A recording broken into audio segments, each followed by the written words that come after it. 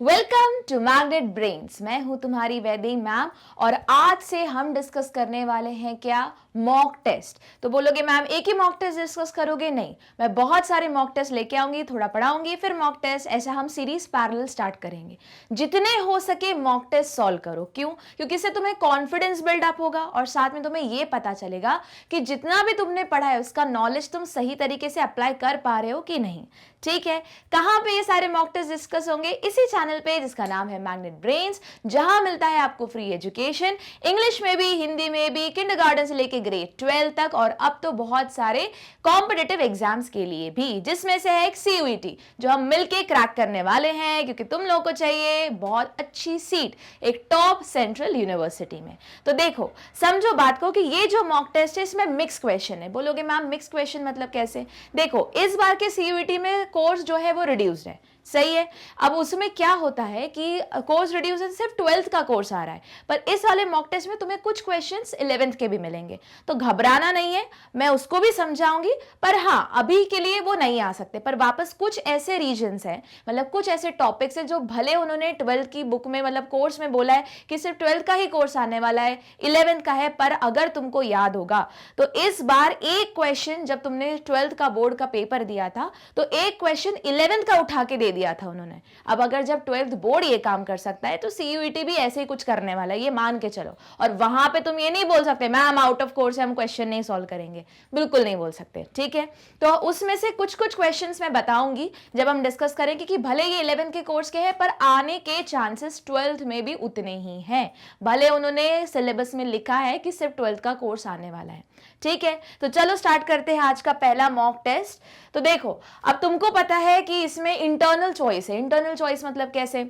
देखो, 25 क्वेश्चंस रहेंगे, उसमें से 20 ही सॉल्व करने। आप बोलोगे मैम कौन से 20? अरे जो तुम कॉन्फिडेंट हो, 110% श्योर हो, वही 20 सॉल्व करके आना है। ऐसा नहीं कि हम 25 मार्क करके आते हैं, अब जो सही है उनको गिन लेना, ऐसा कुछ नहीं करना है भैया।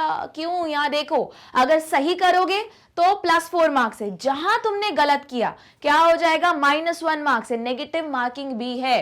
तो अगर 25 के 25 सोच रहे हम करके आते हैं, उसमें से जो सही होंगे वो काउंट हो जाएगा। ये गलत है, एकदम गलत है, पूरी कैलकुलेशन कर गड़बड़ हो जाएगी, रैंक बहुत पीछे चली जाएगी, अपन को अच्छी रैंक भी चाहिए। ठीक है, तो देखो क्या है, 25 क्वेश्चन है, उसमें से 20 तुमको करके आने। जो भी फर्स्ट 20, अब अगर किसी ने बोला कि मैम हमने 20 तो किए पर ऐसा लगा नहीं एक और सही हो सकता है, तो हम एक और करके आ गए, पर याद रखना जो फर्स्ट 20 रहेंगे वही वो ओएमआर मशीन काउंट करने वाली है। याद रखना ये ओएमआर में है, वो सीधे तुम्हारी शीट जाती है मशीन के अंदर, वो रीडिंग करता है। ठीक है, और रीडिंग करने के बाद जो फर्स्ट 20 रहेगा वही वो मशीन काउंट करने वाली है। तो ये मत सोचना कि कोई मैनुअली बैठ के चेक कर रहा है, बिल्कुल नहीं। ठीक है, अब देखो, तो 25 में से 20 करना है। सही क्वेश्चन करोगे तो +4, गलत करोगे तो -1। मैम अगर छोड़ दिया तो कुछ नहीं मिलेगा, 0। ठीक है, सिमिलरली भाई उन्होंने देखा है कि अगर more than 1 correct option by chance ऐसे कोई क्वेश्चन में है तो क्या मिलेगा तुमको? वापस +4 मार्क्स मिलेंगे उस क्वेश्चन के लिए, अगर तुमने उसको अटेम्प्ट किया है। तो नहीं किया है तो वापस उसी पे आ जाएगा, 0। ठीक है, अब if all option are found to be correct then 4 marks will be awarded to all those who have attempted the question. याद रखना ये तब होता है, बहुत कम होता है कि जो क्वेश्चन आया है वो गलत निकला या टेक्निकली उसके आंसर्स 2 निकल रहे हैं, तो फिर सिर्फ उसी केस में, मतलब ये एकदम once in a blue moon की सिचुएशन रहती है कि अगर 100 बार ऐसा कुछ हुआ तो एक बार ऐसी कुछ गलती होने वाली है। वापस ऐसा 12th बोर्ड में क्या रहता है, तुमको मार्क्स दिए जाते हैं। ये भैया ये एंट्रेंस एग्जाम है, कौन से इंटरैक्शन की? कंपटीशन। तो यहाँ पे तो वो लोग छाटने बैठे कि कम से कम लोग टॉप में आए, तो उस हिसाब से क्वेश्चन पेपर को सेट किया गया। अब बोलोगे मैम हमने पुराने क्वेश्चंस देखे, वो तो हमको इजी लग रहा है। अच्छी बात है, इजी लग रहा है, तो याद रखो जो पेपर इजी होता है तो उसका कट ऑफ बहुत ऊपर होता है। मतलब अगर तुमको हम ये पूरा क्वेश्चन पेपर सॉल्व करने के बाद ऐसा फील आ रहा है कि अरे मैम ये तो बन जाएगा, तो बन जाएगा, प्रॉब्लम नहीं है। हमें वो टॉप 100 रैंक के अंदर आना है, तभी हमारी चॉइस ऑफ यूनिवर्सिटी मिलेगी। ठीक है, और अगर देखना है तो जाके जरा हर यूनिवर्सिटी के अंदर सीट्स देखना, तो तुम्हें पता चलेगा कि कंपटीशन बहुत ज्यादा नैरो है। मतलब इतनी सी सीट्स है और बैट इतने सारे रहे हैं उसके लिए, ठीक है। तो चलो वापस, तो क्लियर तो करना है पर रैंक के साथ क्लियर करना है, ये ज्यादा इंपॉर्टेंट मोटो है। सिमिलरली जैसे हम नीट के लिए बोलते हैं कि नीट का भी तुमको, नीट या कोई भी आईआईटी एग्जाम हो गई, अरे यूपीएससी ले लो, कोई भी एग्जाम ले लो, तो उसमें क्या रहता है, क्लियर करना है पर वो टॉप रैंक में चाहिए, तब जाके तुम्हारी चॉइस ऑफ कॉलेज या जॉब जो भी चाहिए तुमको पोस्ट वो मिलती है, ठीक है। तो चलो, तो ये अब वापस, ये तो पता ही है कैलकुलेटर्स अलाउड नहीं है, ठीक है। उसके बाद if none of the option is found correct और a question is found to be wrong और a question is drop, then all the candidate who have appeared will be given 4 marks. मतलब सीधे सीधे अगर उनकी तरफ से गलती हुई है, कोई ऐसा क्वेश्चन है जो गलत है, तुमने अटेम्प्ट किया तो उसके +4 मिलेंगे। अगर उन लोगों ने ऐसा कोई क्वेश्चन दिया है जिसके 2 आंसर आ रहे पर तुमने अटेंड किया तो उस केस में भी +4 मिलेंगे। हाँ, पर उनकी तरफ से गलती है, तुमने अटेंड ही नहीं किया, तो ये मत सोचना +4 मिलके आ जाएंगे, ऐसा कुछ नहीं होने वाला, उसको अटेंड करना जरूरी रहेगा, ठीक है। तो चलो फर्स्ट क्वेश्चन यहां से स्टार्ट करते हैं। क्या करेंगे, वही तरीका है, कीवर्ड को करेंगे अंडरलाइन। पहली बार क्वेश्चन बहुत अच्छे से शांति से पढ़ेंगे, ज्यादा यहां वहां दिमाग नहीं लगाएंगे। क्यों? क्योंकि मैंने बताया जब वही क्वेश्चन तुम दूसरी बार पढ़ोगे तो वो क्वेश्चन का मीनिंग चेंज हो जाएगा, और तीसरी बार पढ़ोगे तो और ही चेंज हो जाएगा, और फिर तुम्हारा आंसर का ऑप्शन भी चेंज होता चलेगा, ठीक है। तो चलो मेरे साथ इसके आंसर्स भी चैट बॉक्स में लिखते चलना, फिर हम डिस्कस करेंगे कि अगर ये है तो क्यों और वो है तो क्यों नहीं, ठीक है। तो देखो, which of the following sequence fits into the organic evolution theory, ठीक है, organic evolution theory propose by Charles Darwin and Alfred Wallace. तो मुझे पहले बताओ ऑर्गेनिक एवोल्यूशन क्या था। मैम, इनऑर्गेनिक सब्सटेंस साथ में मिलने लगे, कन्वर्ट होने लगे ऑर्गेनिक इसमें। अच्छा, एक एग्जांपल बताओ मैम, जब उस टाइम एटमॉस्फेयर रिड्यूसिंग था तो नाइट्रोजन था, फिर उसके बाद तुम्हारी सल्फर गैस थी, फिर उसके बाद हाइड्रोजन गैस थी, ये सब डायटोमिक फॉर्म में घूम रहे थे, कुछ सॉलिड फॉर्म में थे, ये सब क्या होने लगे, इंटरैक्ट होने लगे, बन गया ammonia, carbon dioxide, hydrogen sulphide. अभी भी इनऑर्गेनिक ही चल रहा है, ठीक है। अब पहली बार ये सब रिएक्ट करने लगे लाइटनिंग की वजह से, टेम्परेचर की वजह से, और कुछ ऑर्गेनिक मॉलिक्यूल जैसे amino acid, fatty acid, nucleic acid बनने लगा। और न्यूक्लिक एसिड मतलब क्या, न्यूक्लिक एसिड प्रॉपर्टी शो करने लगा, जुड़ने की, टूटने की। तो न्यूक्लिक एसिड मतलब मेरा जेनेटिक मटेरियल। कुछ आई बात समझ में? ऑर्गेनिक एवोल्यूशन मतलब इनऑर्गेनिक से ऑर्गेनिक मॉलिक्यूल का फॉर्मेशन, ठीक है। पर ये तो ऑर्गेनिक एवोल्यूशन बोलता है। अब बोला है किसके according, Darwin, Charles Darwin and Wallace के अकॉर्डिंग बताओ। तो सबसे पहले मुझे बताओ कि ये जब ऑर्गेनिक एवोल्यूशन आया तो अब ये उन्होंने बोल दिया है, पर अपन को अब ये देखो जो मैंने बोला वो यहाँ नहीं दिख रहा। बोलोगे मैम यहाँ तो कुछ और ही लिखा हुआ है, यहाँ तो डार्विन वाली थ्योरी चल रही है। हाँ, डार्विन वाली थ्योरी चल रही है, तो डार्विन वाली थ्योरी क्या बोलती है मैम, सर्वाइवल ऑफ फिटेस्ट। हाँ, बहुत अच्छी बात है, पर कैसे, मुझे टर्म्स बताओ ना। तो देखो मैम, ऐसा वो बोलता है अकॉर्डिंग टू डार्विन कि नेचुरल सिलेक्शन होता है। हाँ ठीक है, नेचुरल सिलेक्शन होता है, पर वो कब होता है मैम, सबसे आखिरी में नेचुरल सिलेक्शन होता है, याद आया। तो देखो अब वापस मैं यहाँ क्या लगा रही हूँ, डिडक्शन मेथड। एक बार मैं पूरा स्टेटमेंट बोलूंगी फिर हम डिडक्शन मेथड लगाएंगे। अच्छा, नेचुरल सिलेक्शन होता कैसे, क्योंकि मैम हो सकता है कुछ वेरिएशन आया होगा। वेरिएशन क्यों आया मैम, क्योंकि म्यूटेशन था। म्यूटेशन कब आया मैम, जब सारी कंडीशंस बनने लगी, और कंडीशंस बनने के लिए कुछ नंबर चाहिए क्या ऑर्गेनिज्म का। हाँ मैम, नंबर ज्यादा चाहिए, उस पर्टिकुलर स्पीशीज की नंबर, इंडिविजुअल का नंबर या पॉपुलेशन का नंबर ज्यादा चाहिए। जब ज्यादा पॉपुलेशन रहेगा तो ज्यादा क्या आएगा, चांसेस ऑफ वेरिएशन इंक्रीज होंगे।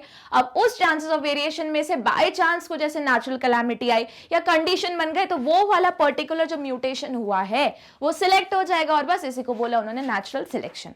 तो मतलब इतना पक्का हो गया कि डार्विन और वैलेस की थ्योरी नेचुरल सिलेक्शन को बोलती है, सबसे आखिरी में नेचुरल सिलेक्शन आना चाहिए, करेक्ट। अब देखते हैं इसमें वो ऑप्शन जिसमें नेचुरल सिलेक्शन आखिरी में हो, उसको हम ऑप्शन में रखेंगे, बाकी सबको डिलीट मार देंगे। डिलीट मार देंगे मतलब हटा देंगे। तो देखो जरा, नेचुरल सिलेक्शन आखिरी में है, नेचुरल सिलेक्शन आखिरी में है, नेचुरल सिलेक्शन आखिरी में, नेचुरल। अब बोलोगे मैम यहाँ तो डिडक्शन मेथड ही गड़बड़ होने वाली है, सब में लिखा है, कोई बात नहीं। अच्छा बताओ ये कहानी शुरू कहां से हुई थी मैम, मेंबर्स बहुत ज्यादा होने चाहिए, मतलब क्या बोल सकते हैं, ओवर पॉपुलेशन बोल सकते हैं, बिल्कुल बोल सकते हैं। तो अब मतलब इतना क्लियर हो गया कि सबसे पहला वर्ड कौन सा होना चाहिए, ओवर पॉपुलेशन।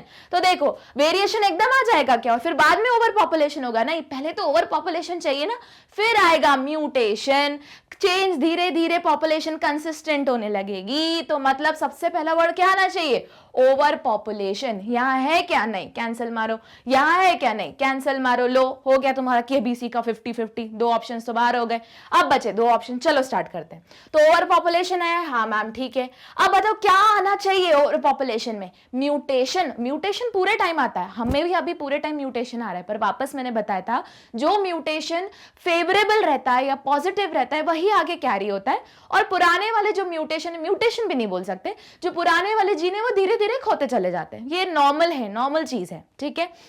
हाँ, वापस अगर बोलोगे नहीं मैम एक कोई फीचर है हमारे खानदान में एकदम जन्मों से चलता आ रहा है, आज भी हम वैसे ही कोई पर्टिकुलर नाक मेरी दादाजी की परदादाजी की तरह, तो वो तो चलते आ रहे हैं, तो वो हो सकता है ना वो डोमिनेंट फीचर हो, इसलिए वो चलते आ रहे हैं, कैरी हो रहा है। पर कोई अगर ऐसे रेसेसिव फीचर होगा तो वो लॉस होते जा रहा है। वापस हमको पता है मेंडल के अकॉर्डिंग कि वो आता हर इसमें है, पर जब दोनों तरफ से एक्सप्रेस होगा तो वो रेसेसिव भी डोमिनेंट की तरह एक्ट करेगा, मतलब दोनों जब होमोजाइगस कंडीशन में आएगा तब वो वापस एक्सप्रेस हो जाएगा। पर हाँ, कुछ जीन तुम वापस देखोगे कि एक पर्टिकुलर, इतना सिर्फ 2 या 3 जनरेशन मत देखो, एक बड़ा अगर टाइम फ्रेम देखोगे तो एक वो जीन खोते चले जाएंगे और नए जीन ऐड होते चलेंगे। याद आया? चलो तो देखो, तो ओवर पॉपुलेशन है तो फिर क्या आना चाहिए? वेरिएशन। क्यों आया? म्यूटेशन था, मतलब याद रखो अगर यहां पे एक और वर्ड उन्होंने ऐड किया होता म्यूटेशन, तो क्या होता? Over population, mutation, variation. ठीक, अब वेरिएशन आ गया, नया जीन आ गया, नया कैरेक्टर आ गया, कैरेक्टर नहीं बोल सकते, नया एलील आ गया। अब क्या करूं मैम? अब भैया वही एलील आगे आगे पास ऑन होते रहे, तो क्या आना चाहिए? कंसिस्टेंसी ऑफ पॉपुलेशन साइज, और आखिरी में क्या? नेचुरल सिलेक्शन तो होना ही है। तो देखो वेरिएशन तो आना पहले है, फिर वही कैरेक्टर आगे पास ऑन होना है, इसलिए यहां देखो भले पहला और आखिरी सेम चल रहा है, पर पहले क्या आना चाहिए? वेरिएशन, फिर कंसिस्टेंसी ऑफ पॉपुलेशन। क्लियर है इतना? तो इसका आंसर क्या हुआ? सी। अब देखो यही जितना मैंने डिस्कस किया यहां लिखा हुआ है, चलो पढ़ते हैं। The sequence propose by Darwin and Wallace for organic evolution is over population. ये अपन को सीक्वेंस याद रखना है। अगर याद करो तो यही वाला जो क्वेश्चन है मैंने डिस्कस किया था तुम्हारे, जब मैं प्रीवियस ईयर क्वेश्चन डिस्कस कर रही थी वहां भी सेम यही क्वेश्चन डिस्कस किया था। इनफैक्ट ये क्वेश्चन इसलिए इंपॉर्टेंट है क्योंकि इंपॉर्टेंट जो टॉपिक वाइज क्वेश्चन थे उसमें भी ये सेम यही क्वेश्चन था, मतलब इस क्वेश्चन की वैल्यू बहुत ऊपर है। ठीक है, तो क्या सीक्वेंस है अपन याद करके जाएंगे? डार्विन और वैलेस की ओवर पॉपुलेशन। अब देखो लॉजिकली सोचो ना, सबसे ज्यादा बहुत पॉपुलेशन हुई, म्यूटेशन हुआ, चेंज आया जिसको वेरिएशन बोला, वही वेरिएशन आगे पास ऑन होते चला गया और फिर उसमें से नेचुरल सिलेक्शन हो गया। ठीक, first the species produce an enormous number of offspring which contain variation, बोला ही है। Due to over population competition of survival will occur. अब ये कंपटीशन वर और फिटेस्ट किसकी थ्योरी है? डार्विन की।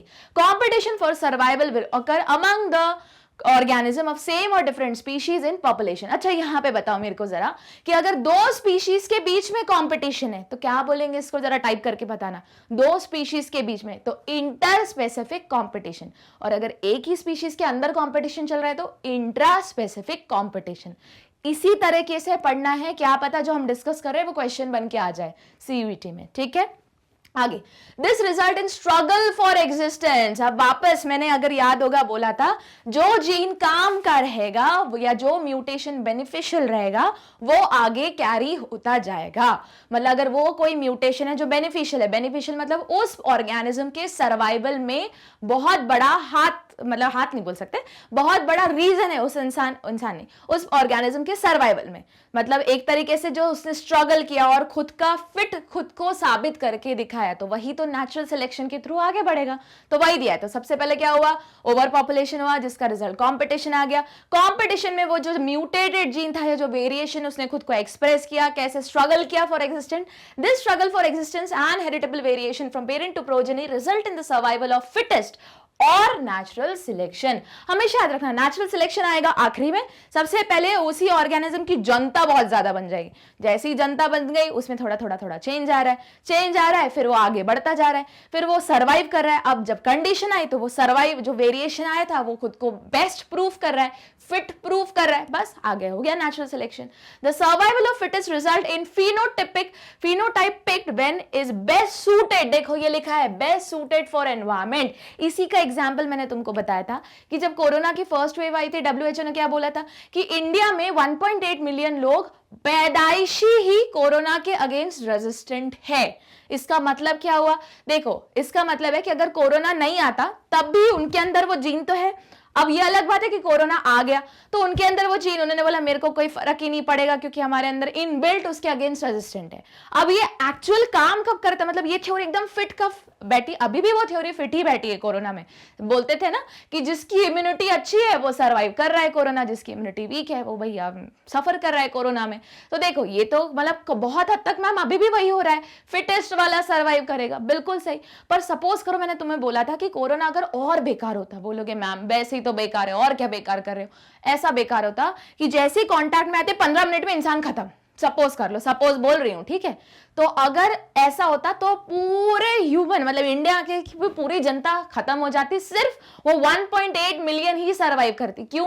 क्योंकि उनके अंदर इनबिल्ट रेजिस्टेंट है। मतलब क्यों वो, अच्छा इनबिल्ट रेजिस्टेंट क्यों है मैम? वेरिएशन के कारण। वेरिएशन क्यों है मैम? म्यूटेशन के कारण। तो वापस एक दिन में आया होगा क्या? नहीं, ये बहुत टाइम लिया होगा। पर क्या हुआ? कंडीशंस आई, देखो सूटेड कंडीशन, एनवायरमेंट जैसे चेंज हुआ, उन्होंने खुद के जीन को एक्सप्रेस कर डाला। हुआ क्लियर? देखो but with time, even the environment change causing the species to change according as well. After many years, this changing environment along with the species changing to fit in it results in the origin of new species. अरे इसी theory पे बहुत सारी Hollywood की movie बनी हुई है। जैसे वो तुमने zombies की मूवी है वर्ल्ड वॉर Z, ठीक है, तो ब्रैड पिट है जिसमें, तो उसमें क्या बोला गया कि भाई कि वापस ज़ॉम्बी अटैक से भी कौन बचेगा? जिसको पहले से कोई बहुत बड़ी बीमारी हो। तो वो एक तरीके का नेचुरल सिलेक्शन का ही तरीका हुआ ना कि अगर किसी चीज से बचना है तो भैया चेंज कर लो, वेरिएशन लेके आ जाओ। ठीक है, बहुत सारी मूवी, मुझे अभी बस वही वाली मूवी याद आ रही है। ठीक है, अब बोला मैम हम देखेंगे वो मूवी। हाँ देखो मत, अभी पढ़ लो, एक ही महीना बचा है। ठीक है, चलो मूव करें अगले क्वेश्चन पे। Question number 2, which root zone is responsible for maximum water absorption? अब बोलोगे मैम ये तो मॉर्फोलॉजी का क्वेश्चन है। क्वेश्चन जरूर है पर ये जनरल नॉलेज वाली कैटेगरी में भी चला जाएगा, इसलिए हमको पढ़ना है। याद रखना तुमने रूट पढ़ा होगा, ये तुमने 11th में भी स्ट्रक्चर देखा होगा और 9th में भी यही सेम पिक्चर था। ठीक है, सिंस ये पिक्चर 9th में भी था इसलिए आने के चांसेस है, क्योंकि 9th को तुम डिनाई नहीं कर सकते। ठीक है, तो सबसे पहले बताओ क्या होता है जो सबसे नीचे वाला ऐसा रीजन होता है रूट का? रूट कैप होता है भैया, रूट कैप होता है। क्या करता है वो? मैकेनिकल सपोर्ट करता है और सॉइल को पेनिट्रेट करने में हेल्प करता है, पोरस बनाता है, रूट कैप है। तो रूट कैप के बाद बताओ क्या आता है मैम? फिर वहां पे छोटा छोटा जोन आता है जहां पे सेल कंटिन्यूसली डिवाइड होता रहता है। ठीक है, सेल डिवीजन का जोन है। ठीक है, अब बताओ अब इसके बाद क्या आता है मैम? सेल डिवीजन के बाद वही सेल एलोंगेट होता है। ठीक है, एलोंगेट होता है और फिर वो सेल मैच्योर हो जाता है। ठीक है, मैच्योरेशन जोन आ गया। अब बताओ बस इतना ही रहता है क्या? नहीं मैम, सबसे इंपॉर्टेंट चीज क्या होती है? सरफेस एरिया बढ़ाने के लिए क्या रहता है? बहुत सारे रूट हेयर्स रहते हैं, छोटे छोटे रूट हेयर्स रहते हैं। और बेसिक जो पानी और मिनरल्स का एब्जॉर्प्शन होता है वो कहां से होता है? इन्हीं रूट हेयर से होता है। तो बेसिक वही तो क्वेश्चन पूछा है। अब देखो ये तो तुम 9th में भी पढ़ सकते हो, पढ़ चुके हो, सकते हो नहीं पढ़ चुके हो, तो ये तुम क्लेम नहीं कर सकते वापस आउट ऑफ कोर्स। नहीं, आउट ऑफ कोर्स नहीं है, ये कॉमन सेंस है, आ सकता है। ठीक है, तो किस पे क्वेश्चन आ सकता है? रूट हेयर पे और दूसरा रूट कैप पे। इसी क्वेश्चन को मॉडिफाई करके मैं बताऊंगी कि रूट कैप भी बना देंगे उसका आंसर। तो रूट हेयर के लिए क्या है? विच root zone is responsible for maximum water absorption? सीधा सा आंसर रूट हेयर। ठीक है, अब बताओ रूट कैप क्या हुआ? अब यहां पे आ जाएगा question, which root zone is responsible for penetration of soil या मेकिंग सॉइल पोरस? ठीक है, तो क्या बोलोगे? Root cap. ठीक है, उसके बाद रीजन ऑफ एलोंगेशन, अरे यही सेल पहले पैदा हुए, फिर साइज में बढ़ने लगे, फिर मैच्योर हो गए। मैच्योरेशन को क्या बोलते हैं? डिफरेंशिएशन। ठीक है, याद रहेगा। चलो आगे बढ़ते हैं, तो इसका एक्सप्लेनेशन देखते हैं। Generally a plant absorb water by root system.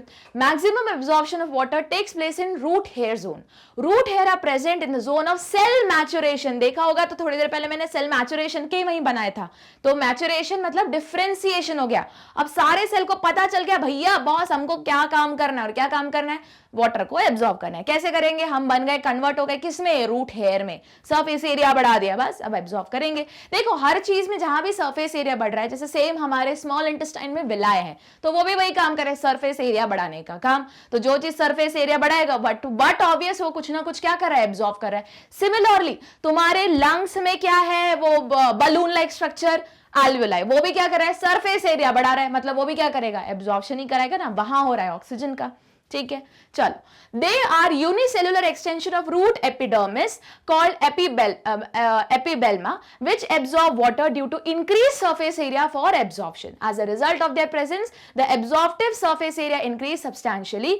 Root cap, zone of division and zone of elongation generally lack root hair. आई बात समझ में? तो सबसे पहले रूट कैप आता है, फिर मैंने बताया था कि जहां पे सेल डिवाइड होते हैं, सेल डिवाइड होने के बाद क्या बनाया था कि वही सेल अब इलोंगेट हो रहे हैं, और आखिरी में आता है मैच्योरेशन. मैच्योरेशन में क्या रहते हैं? रूट हेयर्स रहते हैं. याद रहेगा, ये जनरल नॉलेज में अलग कैटेगरी का भी क्वेश्चन है, तो अपन को याद रखना है. चलो आगे बढ़ते हैं, क्वेश्चन नंबर 3 देखते हैं. Evolution occur as a result of mutation in. Same question हमने डिस्कस किया था. इवोल्यूशन मतलब क्या मैम? चेंज आते जा रहा है एक बड़े टाइम फ्रेम में, तो धीरे धीरे एक स्पीशीज से दूसरी स्पीशीज बन गई. ठीक है, ये हुआ कैसे मैम? म्यूटेशन होता चला गया जो वेरिएशन कॉज कर रहा है. म्यूटेशन कहाँ आया? तो मैम याद करो, मैंने बताया था हमारी बॉडी में, हमारी मतलब इंसान की नहीं, किसी भी ऑर्गेनिज्म की बॉडी 2 तरीके के सेल की बनी होती है. एक सेल को क्या बोलते हैं? Somatic cell. भैया सोमैटिक सेल का ही दूसरा नाम क्या है? Vegetative cell. इसका मतलब क्या हुआ? अच्छा, सोमैटिक सेल या वेजिटेटिव सेल कैसे होते हैं नेचर में? डिप्लॉयड होते हैं, 2n होते हैं भैया. ठीक है, और दूसरे सेल्स कौन से रहते हैं? जर्म सेल, या इन्हीं को क्या बोलते हैं? गैमीट्स भी बोलते हैं. इस ये कितने हैप्लॉइडी रहती है? n रहती है ना. अब बताओ सोमैटिक सेल या वेजिटेटिव सेल क्या होते हैं? जो मैं यूज करने वाले, जो जितना भी ये स्किन दिख रहा है, हेयर दिख रहा है, मेरे हार्ट के सेल, मेरे आंखों के सेल, मेरे लिवर के सेल, स्टमक के, इंटेस्टाइन के, फिर उसके बाद एंडोक्राइन सिस्टम के सेल, ये जितना भी सेल्स है ना, सर्कुलेटरी, स्केलेटल, मस्कुलर, नर्वस, ये सारे जो सेल्स हैं इनको क्या मैं बोलूंगी? Somatic cell. क्यों? एक तो मैम उसके अंदर जो प्लॉइडी नंबर है वो 2n है, मतलब डिप्लॉयड है. ठीक है, और ये सारे सेल मैं अपने मरने तक यूज करने वाली हूं, खुद के लिए. और कौन से सेल मैं अपने अगली जनरेशन को दूंगी? जो है गैमीट्स या जर्म सेल, जिसको क्या बोलते हैं? ओवम या स्पर्म. अब जब इनमें चेंज आता है तभी तो वो अगली जनरेशन में पास होगा और वहां चेंज दिखेगा तुमको. तो वापस सेम क्वेश्चन है कि बताओ कि अब देखो यहां पे बोलोगे मैम तो सोमैटिक तो कैंसिल करना है. हाँ भैया कैंसिल कर दो. अब बताओ जर्म प्लस डीएनए या germ plus RNA? Genetic material क्या होता है? आरएनए की डीएनए? Ma'am DNA. तो आंसर क्या आएगा? Germ plus DNA. हुआ क्लियर इतना? आरएनए क्यों नहीं? मैम देखो पहले बहुत इवॉल्व जब हो रहा था तो आरएनए जरूर पहले बना था, पर उससे एक स्टेबल कंपाउंड बन गया था जिसका नाम है डीएनए. क्यों स्टेबल है वो ज्यादा? ये भी क्वेश्चन आ सकता है, क्योंकि डीएनए में डी स्टैंड फॉर क्या? D oxy. सिंस ऑक्सीजन नहीं है तो वो लेस रिएक्टिव है, मोर स्टेबल है. ठीक है, रेप्लिकेशन कर सकता है, बहुत सारी प्रॉपर्टी है. ठीक है, तो कौन सा आएगा आंसर? जर्म प्लस, उसके बाद डीएनए की आरएनए, जो जेनेटिक मटेरियल रहेगा वहीं पे. चलो आगे मूव करते हैं. क्वेश्चन नंबर, अच्छा इसका एक्सप्लेनेशन देख रहे हैं. A mutation refer to the change in DNA. अच्छा खुद ही हम बोलते हैं म्यूटेशन मतलब क्या? जल्दी बताओ. Sudden change in DNA. तो जब डीएनए बोल रही हो तो आंसर क्या आएगा? Germ plus DNA. ठीक है, of an organism where evolution, whereas evolution refer to the change in population over time. Over time important है. म्यूटेशन हर इंसान में थोड़ा थोड़ा होते जा रहा है, पर वापस जब बड़ा टाइम फ्रेम हो जाएगा तब मुझे दिखेगा नहीं भैया कुछ बड़ा म्यूटेशन है, कुछ बड़ा वेरिएशन भी आया है. ठीक है, mutation is one of the driving force of evolution which is responsible for variation. Thus evolution occur as a result of mutation in germ plus DNA. हुआ क्लियर? चलो अगला क्वेश्चन देखते हैं. Question number 4. हीलियोफाइट्स आर. अब देखो ये तुमको कुछ अब वापस ये तुम पढ़ोगे मॉर्फोलॉजी में, अब ये तुमको याद करना पड़ेगा. क्या बोलते हैं उसको? Sun loving plants. अब इसके अलावा अभी फिलहाल अब बोलोगे मैम अभी तो याद कहां से करें? देखो ये डायरेक्ट क्वेश्चन हुआ. ठीक है, पहली बात. दूसरी चीज ये आएगा नहीं, पर मैं फिर भी डिस्कस कर रही हूं क्योंकि पुराना ही पेपर मैंने लिया है. ठीक है, तो तुम चिंता मत करो, पर हाँ जो लोग 2023 की सीयूईटी की तैयारी कर रहे हैं आने वाला है ये. ठीक है, चलो तो वापस हीलियोफाइट्स क्या होते हैं, ऐसे तुम्हें अलग अलग नाम याद करने पड़ेंगे कि हीलियोफाइट्स क्या है, फिर शेडी लविंग प्लांट को क्या बोलते हैं, एक प्रॉपर लिस्ट है. तो जब मैं मॉर्फोलॉजी वाला चैप्टर वापस पढ़ाऊंगी तो वहां पे ये सारी चीजें आ जाएंगी. ठीक है, चलो आगे मूव करते हैं. मॉर्फोलॉजी या फिर ये तुम्हें चैप्टर 2 चैप्टर में मिलता है, ये मॉर्फोलॉजी वाले कैटेगरी में भी मिलेगा, और साथ में जब हम प्लांट किंगडम पढ़ते हैं तब वहां भी ऐसे सारे टर्म्स आते हैं. ठीक है, चलो तो अब आते heliophytes are sun loving plant, they are also called sun loving plants because they grow in open in full sunlight. Prosopis, Betula, teak etc. are example of heliophyte. ठीक है, चिंता मत करो, अभी 2022 में तो आने नहीं वाला है, क्योंकि ये मैंने बताया ये 11th वाले कोर्स में, तो शांति बनाए रखो। चलो आगे, which of the following virus has the capacity to produce lysosome. अब देखो, बोलोगे मैम वायरस वापस क्लासिफिकेशन में आ गए, तो 11th का कोर्स हो गया, है जरूर 11th का, पर ये आने के चांस पूरे हैं। क्यों क्यों क्यों? इसका जो आंसर है, इसके आंसर का जो अब मैं जब बताऊंगी, डिस्कस करूंगी, तो ये वाला वायरस तुमने इस साल 12th में भी पढ़ा हुआ है, ठीक है, इसलिए आने के फुल चांसेस हैं, भले ये 11th का वहां से रेफरेंस तुमने उठाया। तो सबसे पहले बताओ कौन सा वायरस है जिसके पास कैपेसिटी है लाइसोसोम प्रोड्यूस करने की? याद करना पड़ेगा, जिसका नाम क्या है? बैक्टीरियोफेज। बैक्टीरियोफेज मतलब क्या होता है? बैक्टीरिया को किल करने वाला वायरस। जो वायरस किसको खाने वाला है? खाने वाला नहीं है, मतलब ऐसे तुमने ड्रॉ किया होगा, एक स्ट्रक्चर है, प्रोटीन कोट है भैया ये, ठीक है, उसके बाद अंदर जेनेटिक मटेरियल है, फिर कॉलर डेवलप हो जाती है, फिर डिस्क डेवलप होती है, उसी से उसके लेग्स या ये निकलते हैं जिससे वो होल्ड करेगा, फिर बेचारा ई कोलाई रहा, उसको पकड़ेगा और अपना जेनेटिक मटेरियल अंदर भेज देगा। फिर कभी कभी अगर ये रेट्रो वायरस रहा तो कौन सा एंजाइम रहेगा? Reverse transcriptase. और कभी कभी अब यही किससे मरेंगे तो तुम्हारे प्रोड्यूस क्या करेगा? लाइसोजाइम भी। तो बेसिकली ये सेल के डेथ के लिए भी रिस्पॉन्सिबल है। मतलब मैम बैक्टीरिया पे तो अटैक कर भी रहा है, साथ में क्या प्रोड्यूस कर रहा है? लाइसोजाइम। अब भले ये इंफॉर्मेशन तुम्हारे 11th में है, पर सिंस इसका आंसर बैक्टीरियोफेज है और इस बार 12th में तुमने बायोटेक्नोलॉजी वाले चैप्टर में बैक्टीरियोफेज बहुत अच्छे से एकदम पढ़ा हुआ है, तो ये आ सकता है, ठीक है, वहां नहीं बोल सकते आउट ऑफ कोर्स ये वाला क्वेश्चन हमने 11th में पढ़ा था, कुछ नहीं ऐसे बोल सकते, ठीक है। आगे मूव करें, चलो पहले इसका एक्सप्लेनेशन देख लेते हैं। तो देखो, केमिकली वायरस आर न्यूक्लियोप्रोटीन। अभी मैंने बना एक प्रोटीन बनाया था और अंदर क्या लिखा था उसका? जेनेटिक मटेरियल, जो आरएनए भी हो सकता है, डीएनए भी हो सकता है, वापस डबल स्टैंडर्ड भी हो सकता है, सिंगल स्टैंडर्ड भी हो सकता है। ऐसा कुछ फिक्स नहीं रहता कि डबल आरएनए होगा, डीएनए, वापस वो वायरस टू वायरस डिपेंड करता है। Nucleoprotein which are made up of central core of nucleic acid. The nucleic acid DNA और आरएनए, बोला था ना, दोनों में से कुछ भी हो सकता है, represent the genetic character of virus. TMV मतलब tobacco mosaic virus has RNA like most plant virus have. 10% RNA and 90% protein is present in influenza virus. And PST, potato spindle tuber viroid, also has RNA but it does not have capsid या protein. अच्छा, तुमने ये वाला virus viroid वाला, भले viroid वाला जो section है वो तुमने 11th में पढ़ा था, जिसमें मैम सिर्फ मतलब जेनेटिक मटेरियल होता है, प्रोटीन वोटीन कुछ नहीं रहता, जहां पे तुमने प्रियॉन्स भी पढ़े थे, ठीक है। चलो आगे पढ़ लेते हैं। Plant virus contain RNA but cauliflower Mosaic virus contain DNA. Bacteriophage, अब यहां से इंपॉर्टेंट चीजें तुमको याद रखनी है। अब वापस बोलोगे मैम टीएमवी पे तो क्वेश्चन है, हाँ आ सकते हैं, तुमने टोबैको मोजाइक वायरस भी पढ़ा हुआ है वापस बायोटेक्नोलॉजी चैप्टर में, तो उससे रिलेटेड भी क्वेश्चन आ सकते हैं, भले वो इंफॉर्मेशन 11th में दी हो, आ जरूर सकता है, ठीक है। चलो, bacteriophage containing DNA and almost half animal virus contain RNA and half contain DNA. मैंने बोला था आरएनए डीएनए दोनों हो सकता है। अब अपन याद कैसे रखेंगे? जो वायरस किस पे अटैक करते हैं? प्लांट्स पे, उनके पास क्या रहता है? यहां देखो, उनके पास आरएनए रहता है, पर कुछ एक्सेप्शन भी है, जैसे कॉलीफ्लावर मोजाइक वायरस हुआ, ठीक है। उसके बाद but it is said that often animal virus contain DNA, मतलब एक हम बड़ी बड़ी कैटेगरी बना सकते हैं, जो प्लांट पे अटैक करेंगे उसके पास आरएनए होगा, जो एनिमल पे अटैक करेंगे उसके पास डीएनए होगा, पर एक्सेप्शन भी है। कैंसर कॉजिंग वायरस, अभी क्या बोला मैंने? Retrovirus contain both RNA and DNA.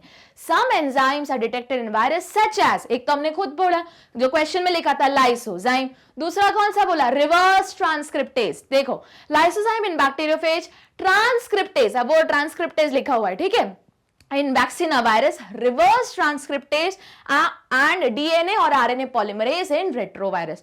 तो इसमें से मैम याद क्या करना है? ये जो आखिरी की लाइन है वो है याद करने वाली। कौन कौन से एंजाइम मिलते हैं? लाइसोजाइम, रिवर्स ट्रांसक्रिप्टेज तो पता ही है, पॉलीमरेज डीएनए और आरएनए पॉलीमरेज और ट्रांसक्रिप्टेज, इतने चार मिलते हैं। एक और चीज क्या याद करनी है? जो प्लांट्स पे अटैक करते हैं उनके पास जेनेटिक मटेरियल क्या होता है? आरएनए। जो एनिमल के ऊपर अटैक करता है उनके ऊपर क्या जनरली क्या होता है? डीएनए। एक्सेप्शन दोनों जगह पे है, ठीक है।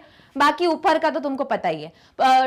मतलब वायरस में होता क्या है मैम? प्रोटीन कोड और अंदर जेनेटिक मटेरियल। वायरॉइड में क्या होता है? सिर्फ genetic material, no protein code. उसी को उन्होंने क्या लिखा है? कैप्सिड नहीं है, ठीक है, क्योंकि कैप्सूल के अंदर होता है ना, इसलिए कैप्सिड बोला गया, ठीक है, उसके बाद बाकी तो तुम लोगों को सारी इंफॉर्मेशन पता है। चलो आगे बढ़ते हैं, अगला क्वेश्चन देखते हैं।